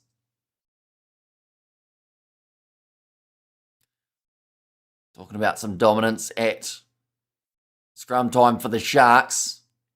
It's whether or not Cardiff can get something going here in a different piece of the game. And the line-outs, their last one was called as not straight. Thrown in, nicely taken this time for Cardiff. And off to the right-hand side, Belcher, he has his legs chopped out from underneath him. I'm not sure how legal it was. Okay, first knock on was Cardiff, though, and that is going to mean that it is half-time in this contest. As Mapimpi touched the ball, he had it once. And to be honest, since then, I don't even know if he's still out there on the field. I know that LaRue Milan was out there, and that may have actually been for Makazole Mapimpi. I'm a fair weather fan, Amish. Says, good story, but half-time in this contest, ladies and gentlemen, 21 points to 12 in favour of the home side. There was a patch in this game where they were down by 5. They've also been up by the early 7. That was due to the try of Pepsi Buthelezi. And hey, we're not losing hashtag Sharks Life. Says Sash there. And yeah, an absolutely crucial game here for the Sharks as well. So the last thing that they can afford to do is to slip up and lose this contest. Still plenty more action coming up for the URC of this weekend. We're going to get to see the Bulls play Munster, the Dragons playing the Lions, and then also Stormers Edinburgh when it comes to the South African sides. Also, this is what is happening in the next round of the URC. Now, you may notice that's April 18th, which does mean we've got quite a bit of time off from the URC, and that is because of the Champions Cup that is taking place next week. We are going to be covering some of the games on the channel. I will say not as many as I would have liked to. I've got family coming over from Australia, so we're actually heading up the road about 3 hours away, kind of having like a family trip. But I am going to be streaming on said trip every once in a while. You'll get to see me, hopefully with a green screen behind me, but more than likely I'll be in someone's garage doing the live streams. But hopefully the lighting and the audio will be all right. But looking through at the Champions Cup games, Northampton versus Castra is the game taking place on the Saturday morning. Then Bath versus Saracens on the Sunday. Toulon Stormers also happening at the same time. Glasgow Bulls followed by Toulouse versus Bristol. And Harlequin Sale, Bordeaux Leicester, and Leinster Edinburgh. That is the last 16. I believe the quarterfinals are taking place the week after. We will be able to cover a few more of those on the channel in comparison. We have got we're in the world. The Sharks big guns players like Grant, who wasn't even on the bench, or Siamasuku. Haven't heard much of Fundamerva or Jorenzo. It's so frustrating, says Otaku. I know that they've got a little bit of an injury list at the moment, but I don't think all of those guys are on that list, so no streams for the games. No, there will be some streams for the games next week. It'll just be a little bit more of a makeshift background than you're used to seeing for the streams. Just checking here. When are the quarterfinals? The final is in 56 days. But the quarterfinal, the 11th and 12th of April. So that will be 2 weeks' time those quarters take place. Dumb ref. Can you still... Oh, so you can still contest for the ball without releasing, says Johan. And Pepsi bag too. He certainly did 2 tries for Pepsi Buthelezi throughout that first half. One of them just a very good run off the back of a rolling maul, and the other just using it from that maul to be able to bulldoze over. Luana's pretty young. Munna is 19, says Sash. And the Youngs are getting any play? Not really, to be honest. Like, the Sharks just aren't using their backline that efficiently. Seems to be that more mistakes are happening than attacking moves, which is halting a bit of that momentum. I will mention that for the Sharks as well. They are involved in next weekend, but it is in the Challenge Cup rather than the Champions Cup. So that is the 8 a.m. game on Saturday morning. And then from there, they've got the Ospreys in Edinburgh as their next 2 games of the Champions Cup. Of the URC. For Cardiff, they are also involved in the Challenge Cup. They will be playing Benetton and then Scarlets and Ospreys their next 2 games. Van der Merwe is also probably with the box. Amasuka is overweight. Grant with the box. And backline at the Sharks, surely. You just says Sash. And the Stormer says LB. Have you forgiven the people who said something nasty to you a year ago? Like every year, do people get out of your memory jail? The weird thing is lately is my memory has taken quite a toll. And I honestly, like, it's quite bad. I'm forgetting what's happened, like, in the last week. I think it's just all of the late night streams that I've been doing throughout the last 5 years. It's actually caught up to my brain a little bit. Because, like, you know, rugby happens each weekend. We cover it on the channel.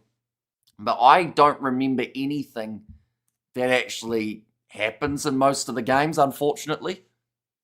So, yeah, that's something. So, like, anyone who said something bad, even last week, I've already forgotten what their name was, which isn't ideal.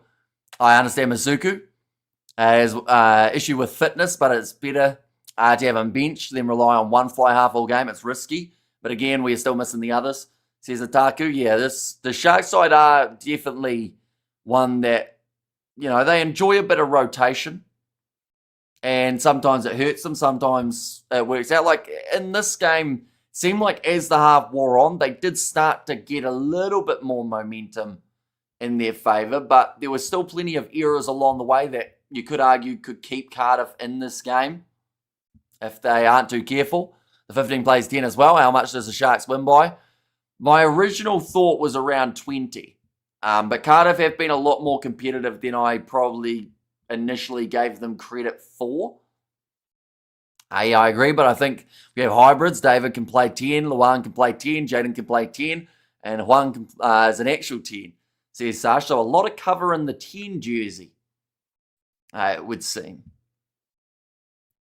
Second half of this one probably only, I'd say, 5 minutes away from starting up. Currently, the way that the table's set heading into this contest will go like this. There we go. So Glasgow, they were at the top of the bunch with 50. Now, I will mention, depending on what happens in a couple of the other games this week, we could actually see a change at the top of the table. The Stormers are right on their heels.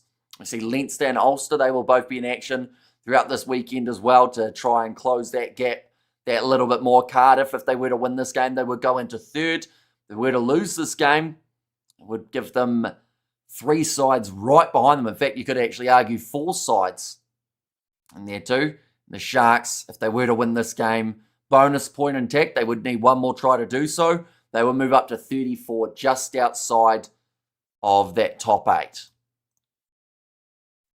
And Sharks do everything to make themselves bang average, says LB. What do you think is the biggest conspiracy theory in rugby history? I mean, there's been a fair few throughout.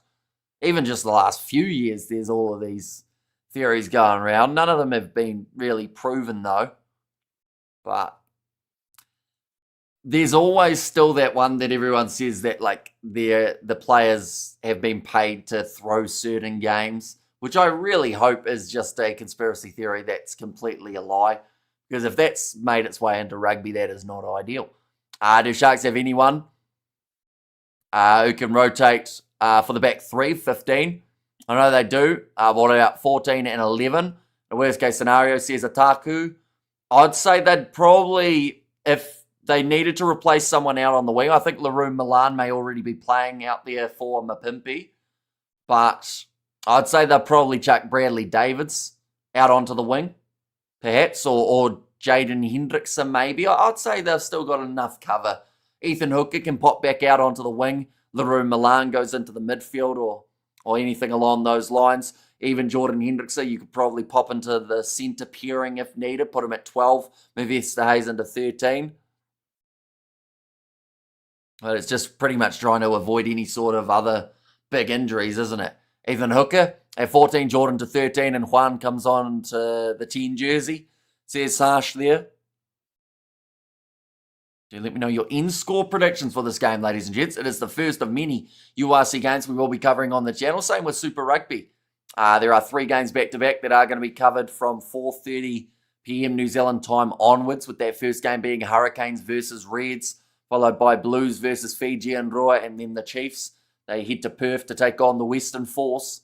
It's Richie Mo'unga back and black this year. I think he's eligible in November, but I don't know whether or not they'll select him right off the get-go or whether they'll give him a little bit longer before chucking him back in. I know that if Scott Robertson was still coach, he would have Mo'unga in as soon as physically possible. But under Dave Rennie, it might be a whole different story. I hope so. Richie is in the Republic. I'll be throthing.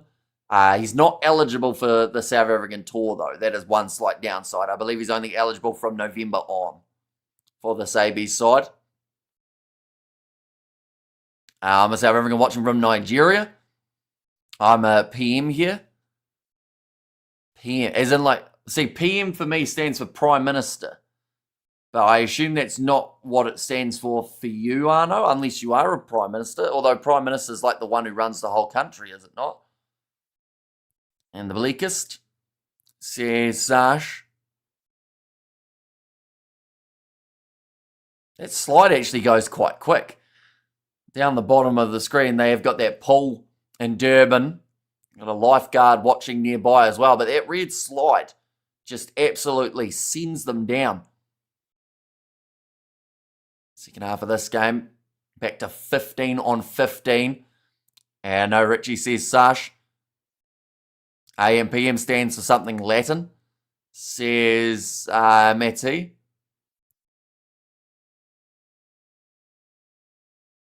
Unless it's because maybe PM is in it's nighttime there, but I don't think that's what it means, is it? We are soon to find out. Looking through at the benches, I'll mention the front row for the Sharks. They have already actually made those changes. Edwin Swart, Oxen Share, and also Vincent Koch have already made their way onto the field. We've also seen the change. Leroux Milan has made his way on. That was, I think, due to the injury of Makazole Mapimpi. Still plenty of options off of the bench for Cardiff. They've got Tane Basham. They've got Ellis Bevan is there too. I haven't been focusing on European rugby, specifically the Six Nations, but I heard that teams like Ireland and England were underperforming, says Otaku. That Six Nations was, I think, the best competition we've seen in ages. It was absolutely phenomenal. The drama, the upsets, and some brilliant rugby being played throughout that whole comp. And Sharks, Colleen, Wake Durban, good to our Sharkies. Says Colleen in there as well. Second half for the Sharks, 40 minutes to try and get something big going here. England went boom. I tipped them to win. They're just going to live up to it. And fantastic Six Nations, says Sash, and great Six Nations, says the Grey. There we are, just seeing the tackle numbers. 74 made by Cardiff throughout that first half, so that'll be quite fatiguing. That may start to hit them a little bit more as this competition or as this matchup does wear on. The second 40 is just about to start up. Ben Thomas, man, who will be kicking this one off. We've got to remember as well, yes, it's dark there, but it's actually still 31 degrees Celsius.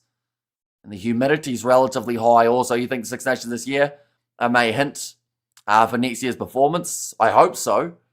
I hope it is a competitive Rugby World Cup. Bradley Davids receives that ball from inside of the 22. Does boot that one into touch. Big smile on the face of Bradley Davids. Doesn't normally show emotion, so that's a bit of a new one. The smile there, but line out here for Liam Belcher. Does go to the front of the line out, although Bradley Davids reads it very nicely. Oh no, number 9 not in the right position, but the penalty does go the way of Cardiff. I think Six Nations this year may... Oh no, I read that one. What do you think the odds are of a Six Nations team winning the Rugby World Cup next year, says Gray? I'd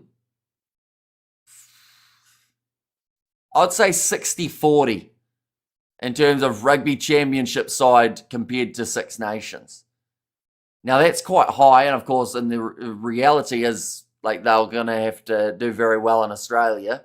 Maybe 65-35, but I think it's higher than some people think. I feel bad for Cardiff, hey? It's probably warmer at night time here in Derbs than it is in the day during Wales. And I really like Emil and Jason as the combo. As you talk about your memory, what's the one thing you can't forget about me? That you're close to the stadium. I'm a project manager. Okay, I get you. I was wondering what PM stood for. But now we know. I don't think I'll be any good as a project manager. I get distracted too easily. 60-40, that's being generous to us Northern Hemisphere. I'm from the Northern Hemisphere. Says Anthony. Although different format than we got to see last time round. So I don't think we'll see the Northern sides gas themselves out as much in the group stage. In which case, I think they'll be a little bit stronger in those knockout games. So having friendlies after Six Nations, we're so one-sided. I fell asleep first half. I love to see them win, though I can't complain, says Otaku. I'm ready for the line out here for the Sharks. Edwin Swart, the man to throw it in. I thought you'd say my aunt. That was the first thing that came to mind, but I couldn't actually remember what the aunt situation was. Bradley Davids goes back to Jordan Hendrickse. Oh no, there's Makazole Mapimpi. So LaRue Milan might actually be on the field for the young 15. With Mapimpi still out there. Well, that was rush defence from the Sharks, shutting down Cardiff quickly. Greetings from a hot, humid Durban, says Dumata. Or is it Demi? Or Demitado, maybe. It's got rid of the gap, so it's very hard to tell where the name starts and ends, and I can't quite remember what it was. We have got there. Oh, Highway, says Arno. Oh, nice ball, Jason Jenkins. A lot of space for him to be able to run forward. Calling for the kick. He has grubbed him behind. It will be cleaned up at the back by the Welsh. First time was good. Now, all good step from Lloyd and a bit of a counter-attack here for Cardiff. It seems like this game is well and truly opened up for the second half. Ben Thomas tackled by Ethan Hooker. And Jenkins says Sash. It's hot and sticky here. Says Goal Story. Nice step there from Sheedy. Short pass to Talupe Falitau. Offloads now on the outside. There's been some insane meters. Falitau, he's injured. By the looks of it, he's broken, or maybe not broken his wrist, but he's done something to his wrist. Talupe may be out again. He's not good at the moment, Talupe Falitau, but it doesn't stop the action of this game. Vincent Koch going across there, Yapinka. Makazole Mapimpi has on Reyes, stays him with him, doesn't decide to use him, no. Played on the ground from Makazole Mapimpi, about as simple of a penalty as the referee could give. PNB, my hometown. And greetings from beautiful China. Says Xandis, played on the turf from Makazole Mapimpi, but the big concern here, Talupe Falitau has got an injury. Just after we have mentioned about how dangerous he can be when he is injury-free. And then that injury pops up, unfortunately, straight away afterwards. I don't think these two sides are going to be able to keep this tempo that they did start the second half with. It was absolutely insane. Back and forth stuff for the sides. You see, it was the initial break from Pepsi Butalese as well to get that counter-attack going. Very sad for Faletau, says the Grey. Yeah, Mapimpi just playing that one from the turf, trying to keep it in the field of play rather than letting it roll out. Let's give Cardiff a bit of a lifeline here. Showing the replays here of the tries that we have seen this far. 2 tries, though, for Pepsi Buthelezi throughout this game here, Toby. Should be getting up there now. Says Sash. Hello, hello, says Highlanders fan. Welcome in. Hope you are doing extremely well. Nice early morning start here in New Zealand of 7:10 a.m. They're just showing the Grady tries. He has scored 2 in this game as well. And then the other try for the Sharks scored by Pinker off the chip in behind. We have got there. Hi from Poland. Welcome in.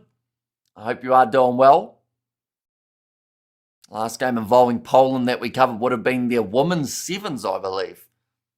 Earlier this year. It was in sevens 3. Hello, says Eugene. Welcome in. We are doing well also and doing very well. The boys won last night. Yeah, it was a weird one, wasn't it, that Highlanders Moana game? But Talupe Faletau sadly does have his arm in a sling now. Or at least the jersey sling, as we call it. So he is gone from this game. Possibly gone from the season too. But Tane Basham, he makes his way on. 35 minutes left in this matchup. Still plenty of time to get something going here. They say Poland made biltong before South Africa. We just use different spices. And that is terrible for Toby, says the Grey. Now it will be scrum feed for Cardiff. This is where I would say before 60 minutes they need another try if they want a chance of that bonus point, Cardiff. And that is for the 4 tries. Just some sort of momentum shifter. Also, if they can get back within 7, that would give them another bonus point from this game. Walk away from this matchup with 2 bonus points after having that one-sided affair up against the Bulls last week. I think they'll well and truly take that. It's going to be a free kick to Cardiff. And that is due to the early push from Edwin Swart. He used to be so exciting and dynamic, really struggling with maintaining his former level. Says Sash, that one's going to be kicked high. Trying to slap it back was Grady, but a great take from Yapinka under the high ball. Bradley Davids. Once again, thanks for the great job. Lots of people here in South Africa really appreciate all your effort. And Plettenberg Bay says, Daryl, yeah, it is greatly appreciated you guys popping in, week out. We've got plenty more coming up this weekend. We've got the Bulls versus Munster. We've got the Dragons versus Lions, potentially, and then also Stormers versus Edinburgh. That's a knock-on by Cardiff here, so we'll be on the Sharks side. They probably wouldn't mind this one coming out the back and getting the scrum, but instead they're going to look to move it away to the right-hand side. Jordan Hendrickson goes to Andre Esterhuizen. Directional change for him, now running on the near side of the field. Again, good tackle by Belcher, though, getting in nice and early. Let's be real, every culture has dried, cured meat in some form or another. Says Dimitaro. And maybe we can trade products with with your nation. Says Cool Story. Now, that was a big collision between Vincent Tachuka. This might be a passing option, though, for Nick Haddon. I need to stop saying when something happens and say what happens. Pese Buthelezi. Now, Makazole Mapimpi goes across to Emil van Heeren. Great position on the field for the Sharks. 15 out. Tried the inside ball to Vincent Tachuka, who had actually already run past. Looks like maybe a finger issue for Tachuka here too. Polish skinny long dried sausage thing is lush, says Matei. And he's also getting on in age now. I think he's going to battle, says the Grey. Yeah, that pass just behind Vincent Tachuka. They tried to go for the inside pass. Dowden, South African, been in Poland for 16 years. No one knows any form of biltong here. Would it have like a different name, maybe? Or is it just, because I guess that would be, someone mentioned about the dried Polish sausage. That would be the equivalent of a, what would it be? Is it Drorivos? Because Borivos is just the sausage. Or, no, Borivos was the curly one, isn't it? This game ain't over. That is true. Still close enough. 9 minutes into the second half and 9 points currently separate these two sides. Can you dry meat stuff in the cold? How do you cure it? Deep underground in the cellar, I guess. See, as such, we see there Sebastian making his way onto the field in the front row to replace Kieran Azarati. One and built on last long.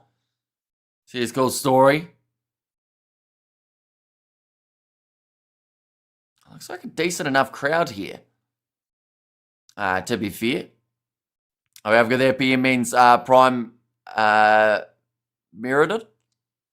After 12 noon, says Dirk, although he did say it also meant project manager. And the Android sausage cabanossi here.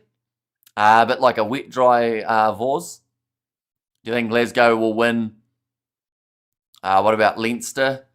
So Glasgow play Benetton, don't they? They should win that game unless something drastic happens. And then Leinster probably should win as well. I was just going to say beer and biltong sounds like a Friday night. Just a bit of a stoppage there due to the injuries. There was actually a player down for both sides. You see the changes in the front row for Cardiff. They've got Daff Hughes on. Danny Southworth was already out there for quite a bit of time. And then now Sebastian on the the tight head side.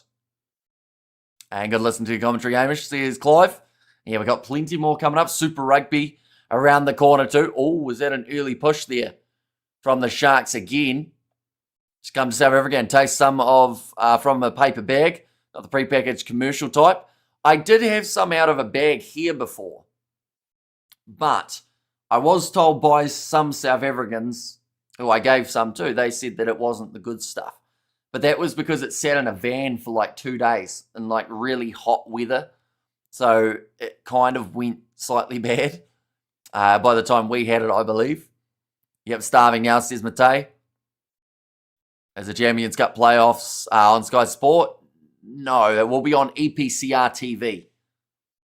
And yep, starving now. And as well, says Sush. Now another scrum. Still 9 minutes through in the second half. Can you give my wife, Natasha Abrahams, a shout out? Shout out to you, Natasha. Is she a Sharks supporter, Rude, or she got a different South African team? Big push there, taken off the back for Tane Basham. Lives up to the name and just tries to bulldoze his way through their Sharks defence. That's a perfect run from Mason Grady. It's going to be a bit of a foot race. Gets round one, but dragged down on the 22 by Andre Esterhuizen, and there is a knock-on. Brilliant defence from the Sharks. I could use some James Bock Biltong now. The thing is with Biltong is once you start, you just can't get yourself to stop. When the brandy is flowing, no one is going to stop you, says Xander. Mason Grady is so good. He already scored 2 tries throughout this game, Mason Grady, and now going on to almost get himself another one. Andre is a beast. Yeah, to cover the ground as quickly as he did, Andre Esterhuizen. See a few of the other Sharks players had almost given up on the chase.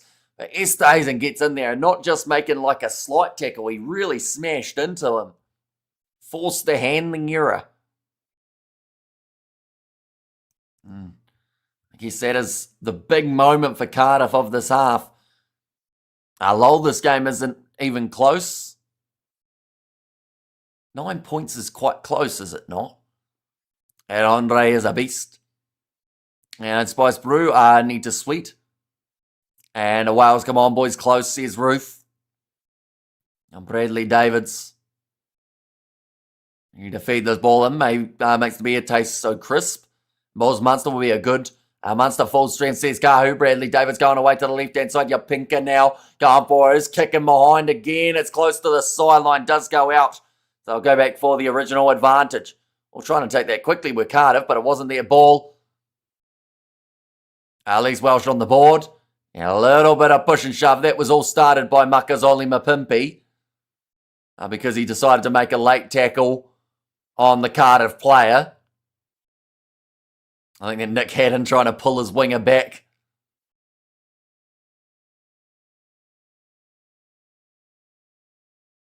I think I just heard one of the Welsh players say that was cowardly from Makazole Mapimpi.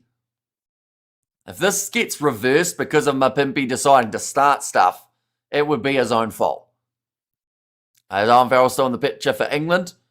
Oh, can I watch international rugby? He's no longer in the picture. You might see him in the coaching box every once in a while, though, in the future. Should reverse the penalty. It might be reversed here.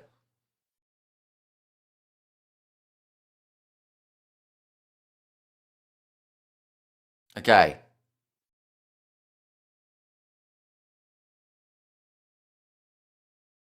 Yep, so Makazole Mapimpi is going to be penalised for instigating it.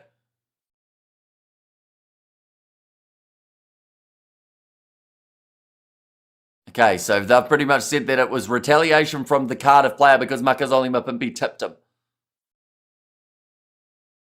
And we have got there, Dorivoz means dry sausage, Borivoz means farmer's sausage. Both originate from European immigrants based on African practices. Going back. Sharks will win again. If it turned into a fight, says Rugby Ready. Well, they've just gotten themselves penalised due to trying to start one. All the momentum was on the side of the Sharks initially. We see it there, Makazole Mapimpi makes the tackle. Then from there it was stopped. Just drop Owen Lloyd. Mapimpi and Hooker playing for Cardiff today, says the Grey. This ref is effed up in so many ways, says Johan. Mapimpi is a naughty boy. IQ less than 80, says Johan. Yeah, it wasn't the smartest play. You know, the whistle was blown. They were going back and Mapimpi just decides, you know what, I'm going to tackle a guy after the whistle's blown and expected to not get penalised for it. He's done it before as well, Mapimpi, and that is one thing that does frustrate people about him. There's an advantage now in favour of the Sharks, though, sitting about 35 metres out from the opposition line. Amateur mistake. Always keep the fighting for the parking lot afterwards, says the Grey. And now Jordan Hendricks, a big fin there on Ben Thomas, gets rid of him, but then drops the ball. They'll go back for the penalty, though. Right, this sounds like a double blow of the whistle. This might be now the final warning for Cardiff. You think it's a language issue? No, it's IQ, says Johan. I assume you're still talking about the referee, right? That's the only time we see you in the chat. But, like, once again, don't give the referee a reason to penalise you. It's that simple. You know, if you don't want to be penalised by a referee, don't tackle a guy after the play's stopped. If you don't want to be tackled or penalised by a ref, don't hit someone in the head. If you don't want to be penalised by the ref, don't lie in a breakdown. Like, referees are always going to have slightly different interpretations, and that's where player adaptation comes into it. You know, it's plain and simple. Can't go wrong with a good salami, says Sash. Mapimpi de King, says Act there. Now ready to throw this one in for Edwin Swart, I should say. Cardiff have been told to step back in the line out. And 100% stay off the referee's radar, says the Grey. Yeah, like, don't get me wrong, there's always going to be the ones that you feel like you're hard done by. But if you can avoid those 50-50 ones where you give the referee an opportunity to penalise you, you have a lot more success. Nice take from Vincent Tachuka.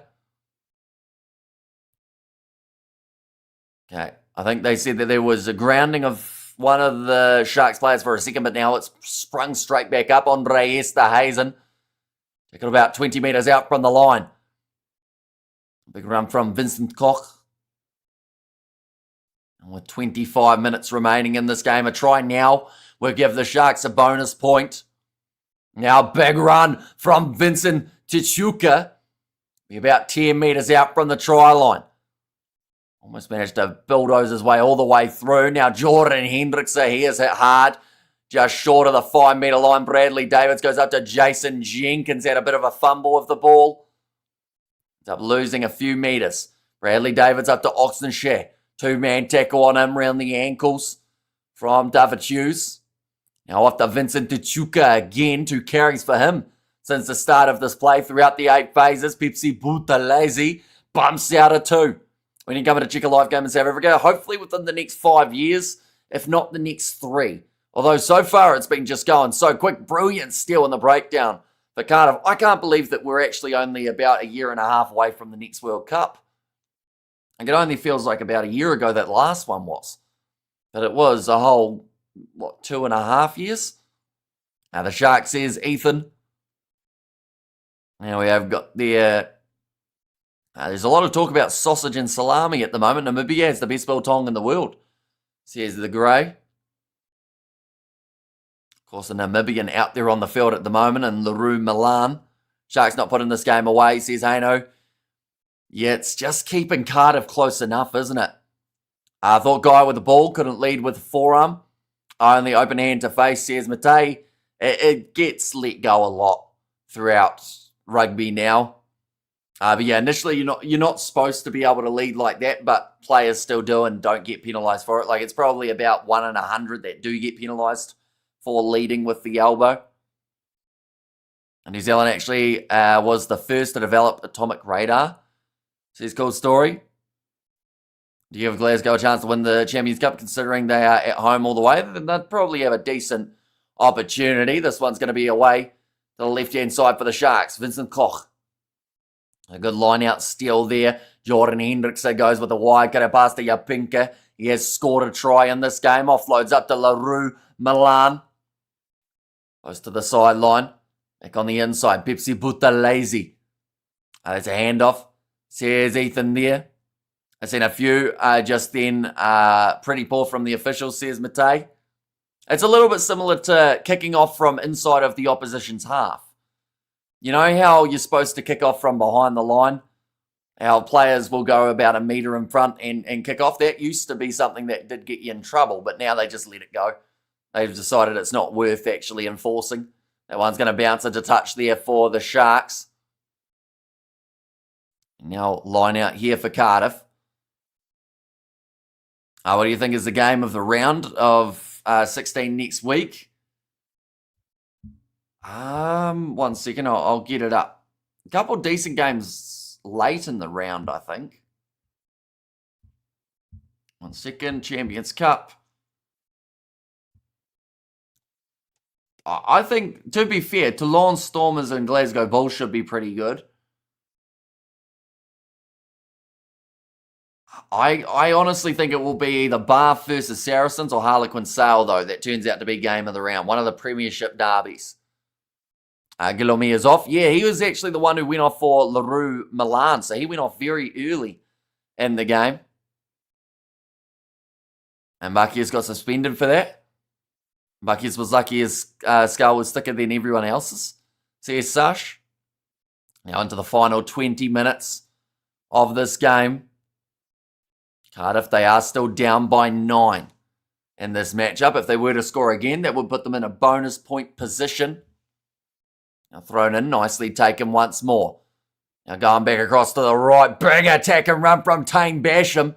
Brought a real impact since making his way off of the bench. Now Mulder. Told to use it. He goes with the aerial option here. Jumping up for it. Nicely taken by Ethan Hooker. About 43 metres out from their line here, the Sharks.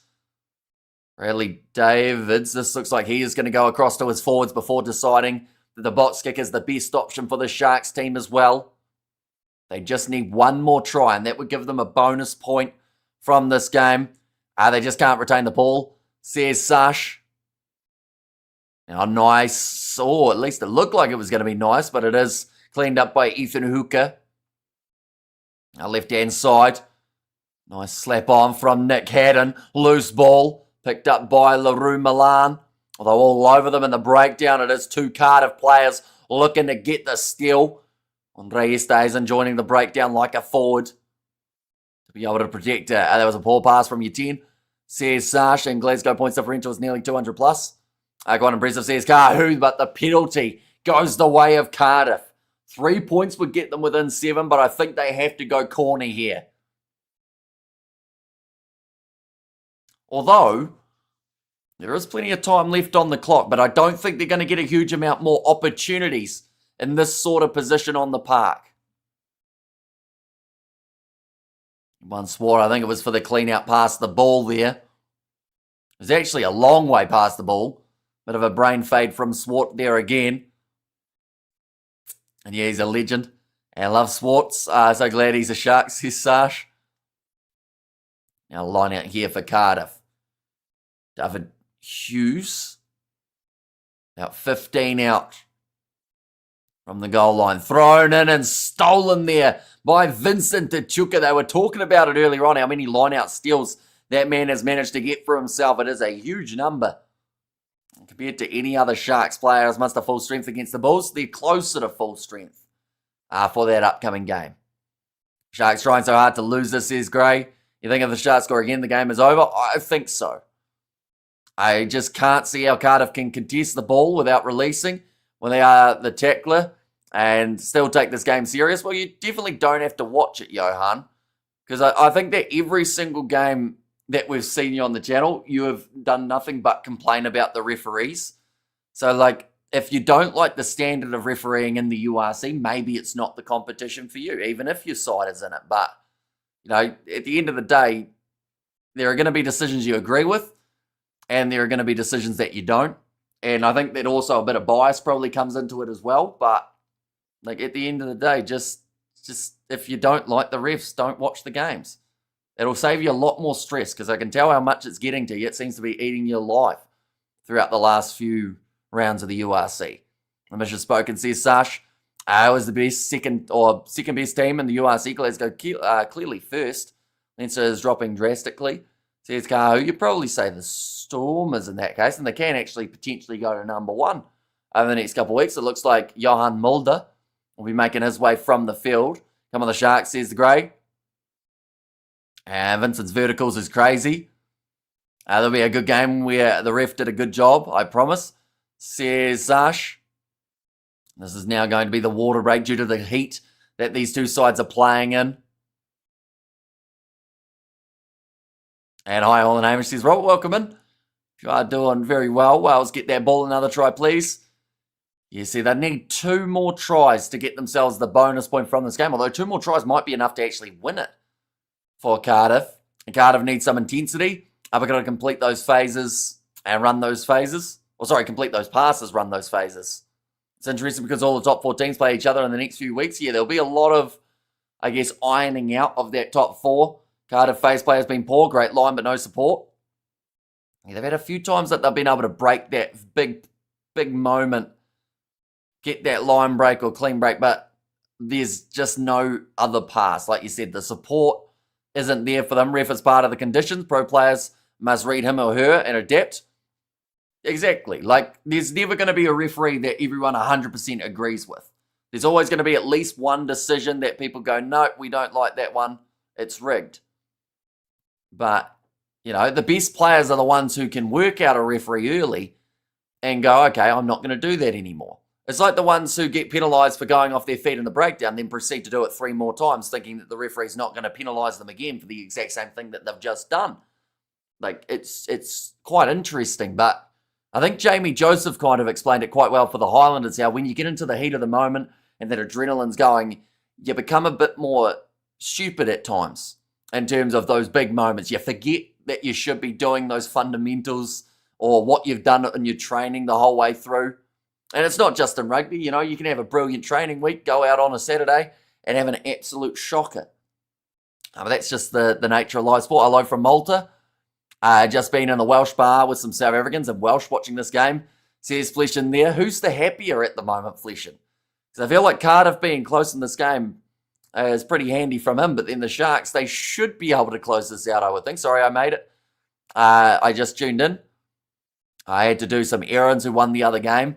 Says Robert, so you're talking Super Rugby. It actually was 39-19 in the end in favour of the Highlanders. McCall was the best at adapting to the referee, brilliant at reading the room. That's why he is a legend, says the Grey. And Lush, the local brew, is called Sisk. Okay, 16 minutes remaining here. The Sharks still in need of one more try to get themselves the bonus point. Jennings makes his way on for Millard.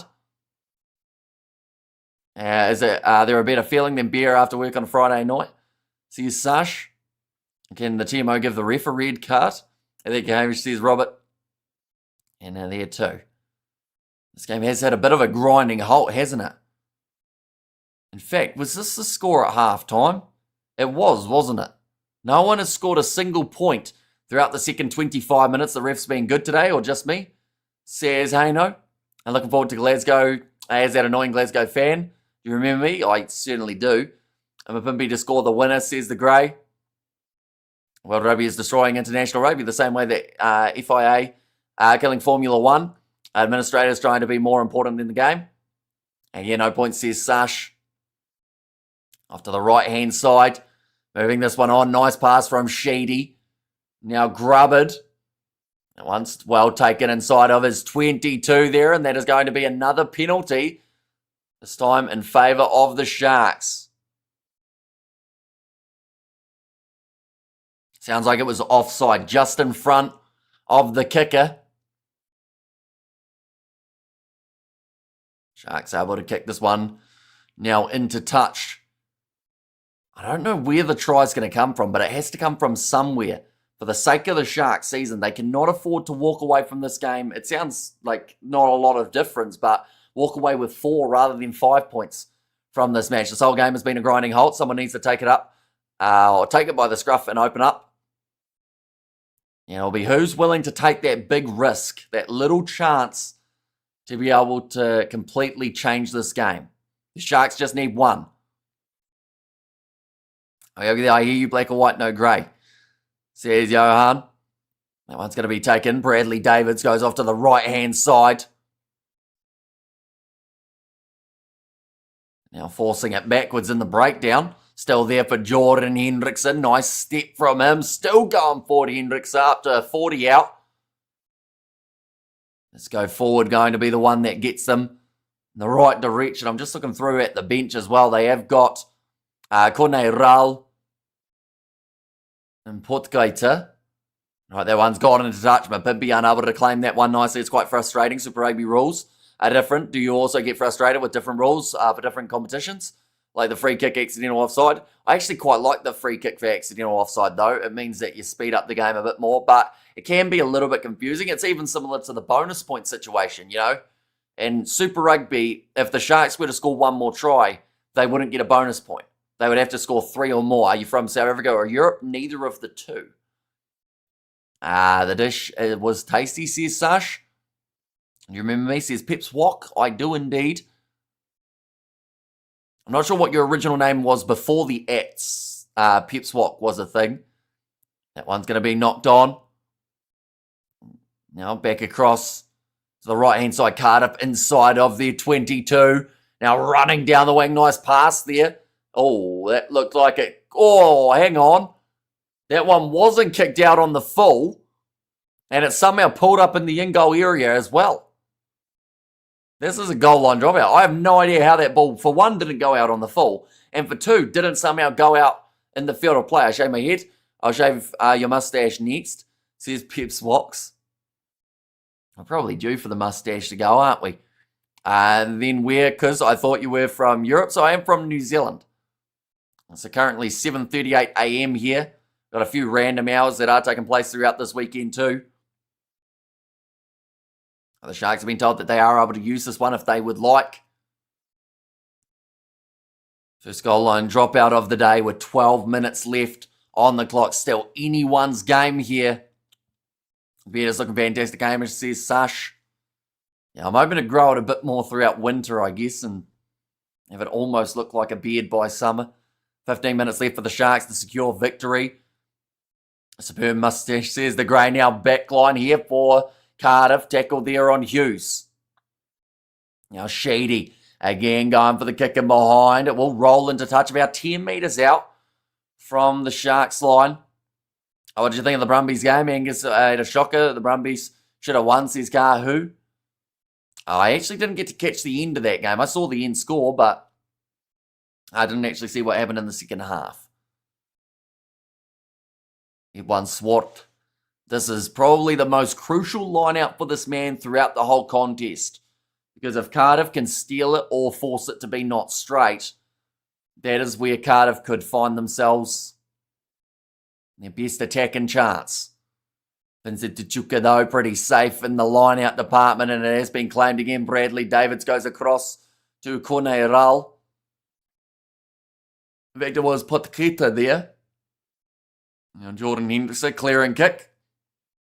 Here's a little nipper on the wing for Cardiff. Says Matei. Which one we talking? I know you're not talking Mason Grady because he's quite the big individual. They got Stevens on the right, the left wing for this one. Good exit. We have the great commentary, Hamish. Keep the beard and your look. Says Willow Dance. I'm also sick, Hamish. I have bacterial infection. Says Peps Walk. That one's now 10 metres out from the line, but hopefully you do get better. So nice stepping there from the replacement, Alice Bevan. Currently close to the try line here for Cardiff. Sheedy with the cross kick. It's well taken. No, never mind. He took it for a start and then just threw it forward there. Looked like it was a handy option, but Elijah Evans unable to take it. Clean exit, well done, says the Grey. Who's making the 8 Sharks? Oh, connect. Oh, who's making the 8? I think that's supposed to be Connacht, isn't it? And now 9.5 minutes left in this matchup now.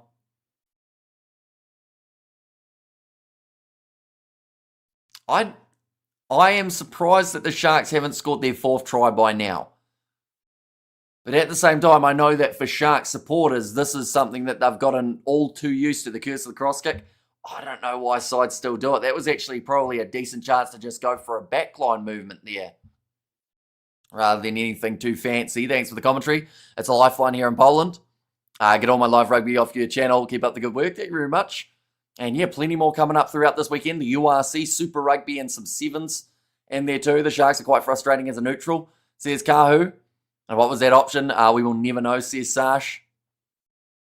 The score was 29-21, I think. I don't think it can happen from here, says Xander. And shout out to the Kiwi lad, says Sash. And there as well. I've just said there, a whole heap of games tomorrow that will influence how this one is going to be going in terms of teams' rankings. I put my over-ear headphones behind my ears when they get uncomfy, so I can still hear and hold them nicely. Says Matei. Yeah, see, I'm in the habit of always having one ear out, and that's just because about probably 2 years ago, I decided for the first time that I would wear both headphones, and during that short period, my mum was calling out to me, and I didn't answer her.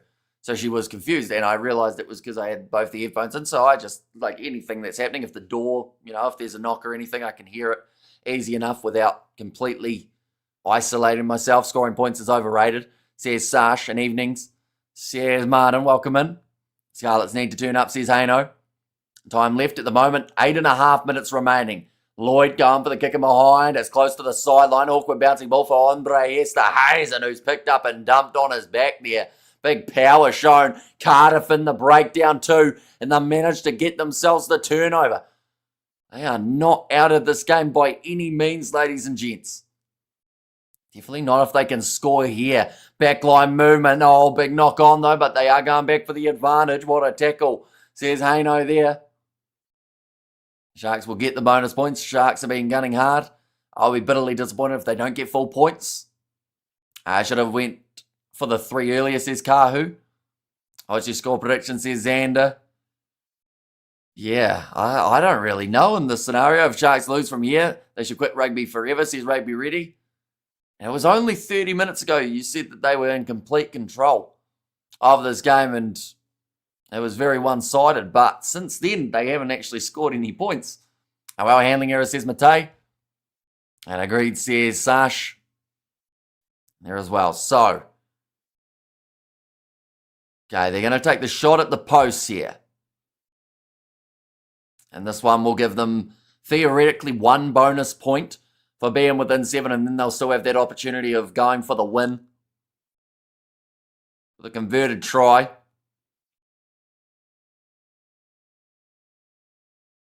We have got their well handling errors. But it's quite British. It is likely, or close to Italy, so influenced by them as well. Cardiff in touching, says Sash, and the final is going to be Stormers Glasgow in the URC final. No other team looks good enough. That kick has gone over. Now making the score 21 points to 15. Bonus point currently in the hands of Cardiff. Blow the whistle now. I see Sharks by 6. Blow the whistle. Says Haino. I think there's still a late tail in this tape though. I don't see Cardiff just staying at 15. If they do get themselves some decent possession, Cardiff are a real rugby team. The Sharks can still do what they did in their last game against Munster, where they scored tries from the 76th minute. Yeah, they actually scored 3 tries in the last about 4 minutes of that game, didn't they?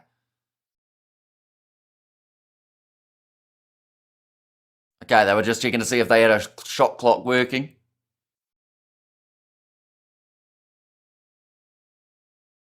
Andrews kicks that one off. Nice take there from Basham.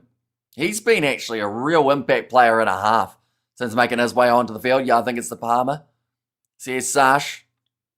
For who's bottom of the log? Yep, Zebra right at the bottom of the bunch. Told to use it here for Alice Bevan.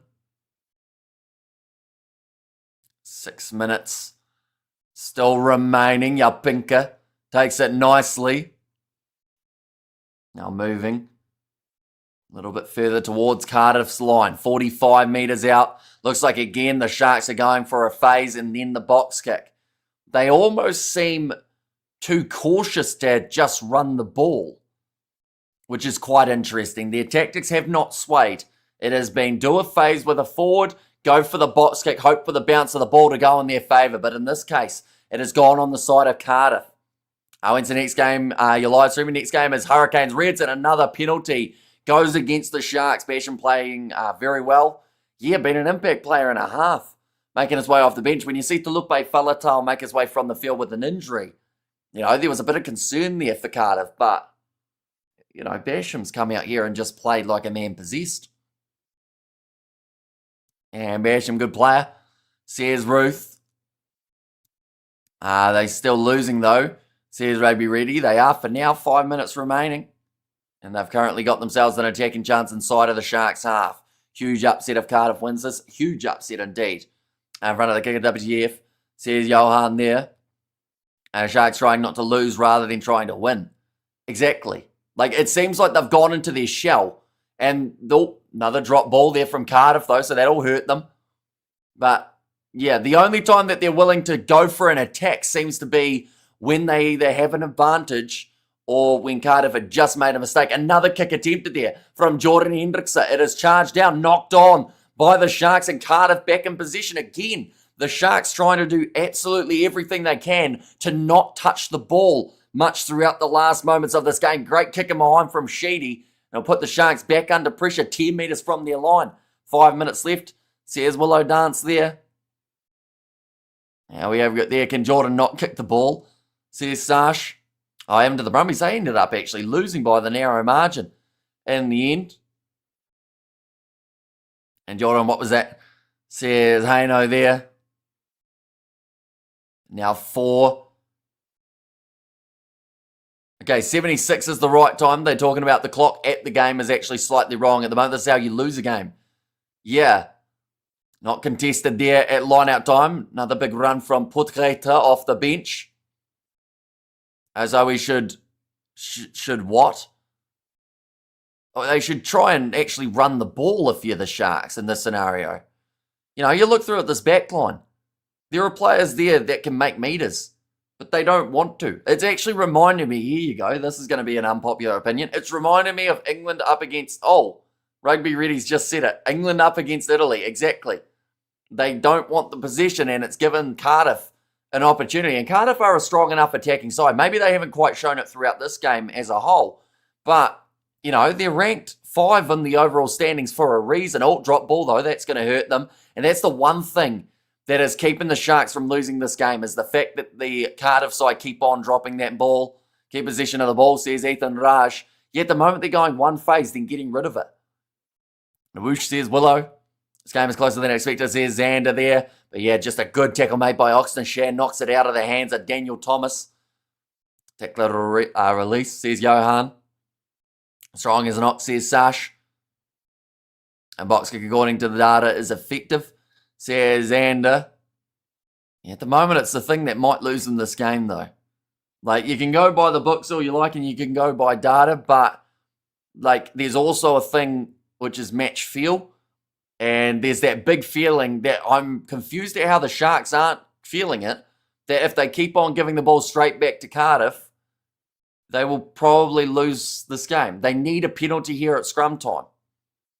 Currently, 78 minutes gone. Don't kick the bloody ball away this time, says Titanium. The good news is, scrum, they might win the penalty, and then they'll be able to kick it downfield, and then they'll be able to get it back again. AJ Bot kick for the win. What do you think about the upcoming games of the All Blacks against South African clubs? Be intriguing. All big penalty one there at scrum time for the Sharks. A little bit of push and shove there. An early afternoon game at Loftus tomorrow. 29 degrees expected. Bulls by 16. And they get the penalty, says Hayno. What's more likely to happen? Glasgow lose to Benetton or Leinster lose to Scarlets? Possibly Glasgow Benetton, just because Benetton have been a little bit of a thorn in their side in the past. I think they beat them badly. Was it earlier this year or was it last year that Benetton ended up winning the game they weren't supposed to? 1 minute remaining on the clock now. So the clock at the game is wrong. 1 minute left. Cardiff do still get the bonus point at this stage. Big scrum from Ox. I don't know about that one, says Sash. Okay, now they can kick, says Titanium. 30 seconds remaining here. This clock just ticking down as much as they can. And Cardiff should seriously consider other colours. Pink is not. Yeah, although we discussed it at the start, it's almost more of a magenta, isn't it? In that regard, almost like Scotland's away kit. Right, ball is in their hands. 10 seconds remaining on the clock. Bradley Davids goes across. Andre Esterhazen. Middle of the field. Bradley Davids joins the breakdown as well. Corneral. I know exactly what's going to happen here. Ball's out the back. Bradley Davids kicks it into touch. If the Sharks don't make the top 8, we know why. What a negative performance from this side. They managed to pull off the victory, but boy did they make it look difficult with what they did throughout that second half. Not a single point scored by the Sharks team. Not a single attack looking like they actually wanted to be there. It sounds a bit brutal, but in all reality, this was a game where they needed to take that extra bonus point opportunity. They didn't take it. They're still outside of the top 8. Go for the full point, says Titanium. They did it a couple years as well ago, the Sharks. Now, they needed bonus points and they were happy taking 4s rather than 5s. No points in the second half, says Sash. Trash, says Sash there too. No ambition. This was a scrappy, ugly game. No bonus point for the Sharks. Interesting, says Kahu. And yeah, it may come back to really haunt them in the later stages. A win is a win, says Ethan Nash. It is, but, you know, when you're outside of the top 8 and they still need more points, I think that it's going to hurt them. I'll be honest. I think that if we see the Sharks, we'll show the table here, right? And of course, I'm happy to eat my words, but currently the Sharks, they only move up to 33.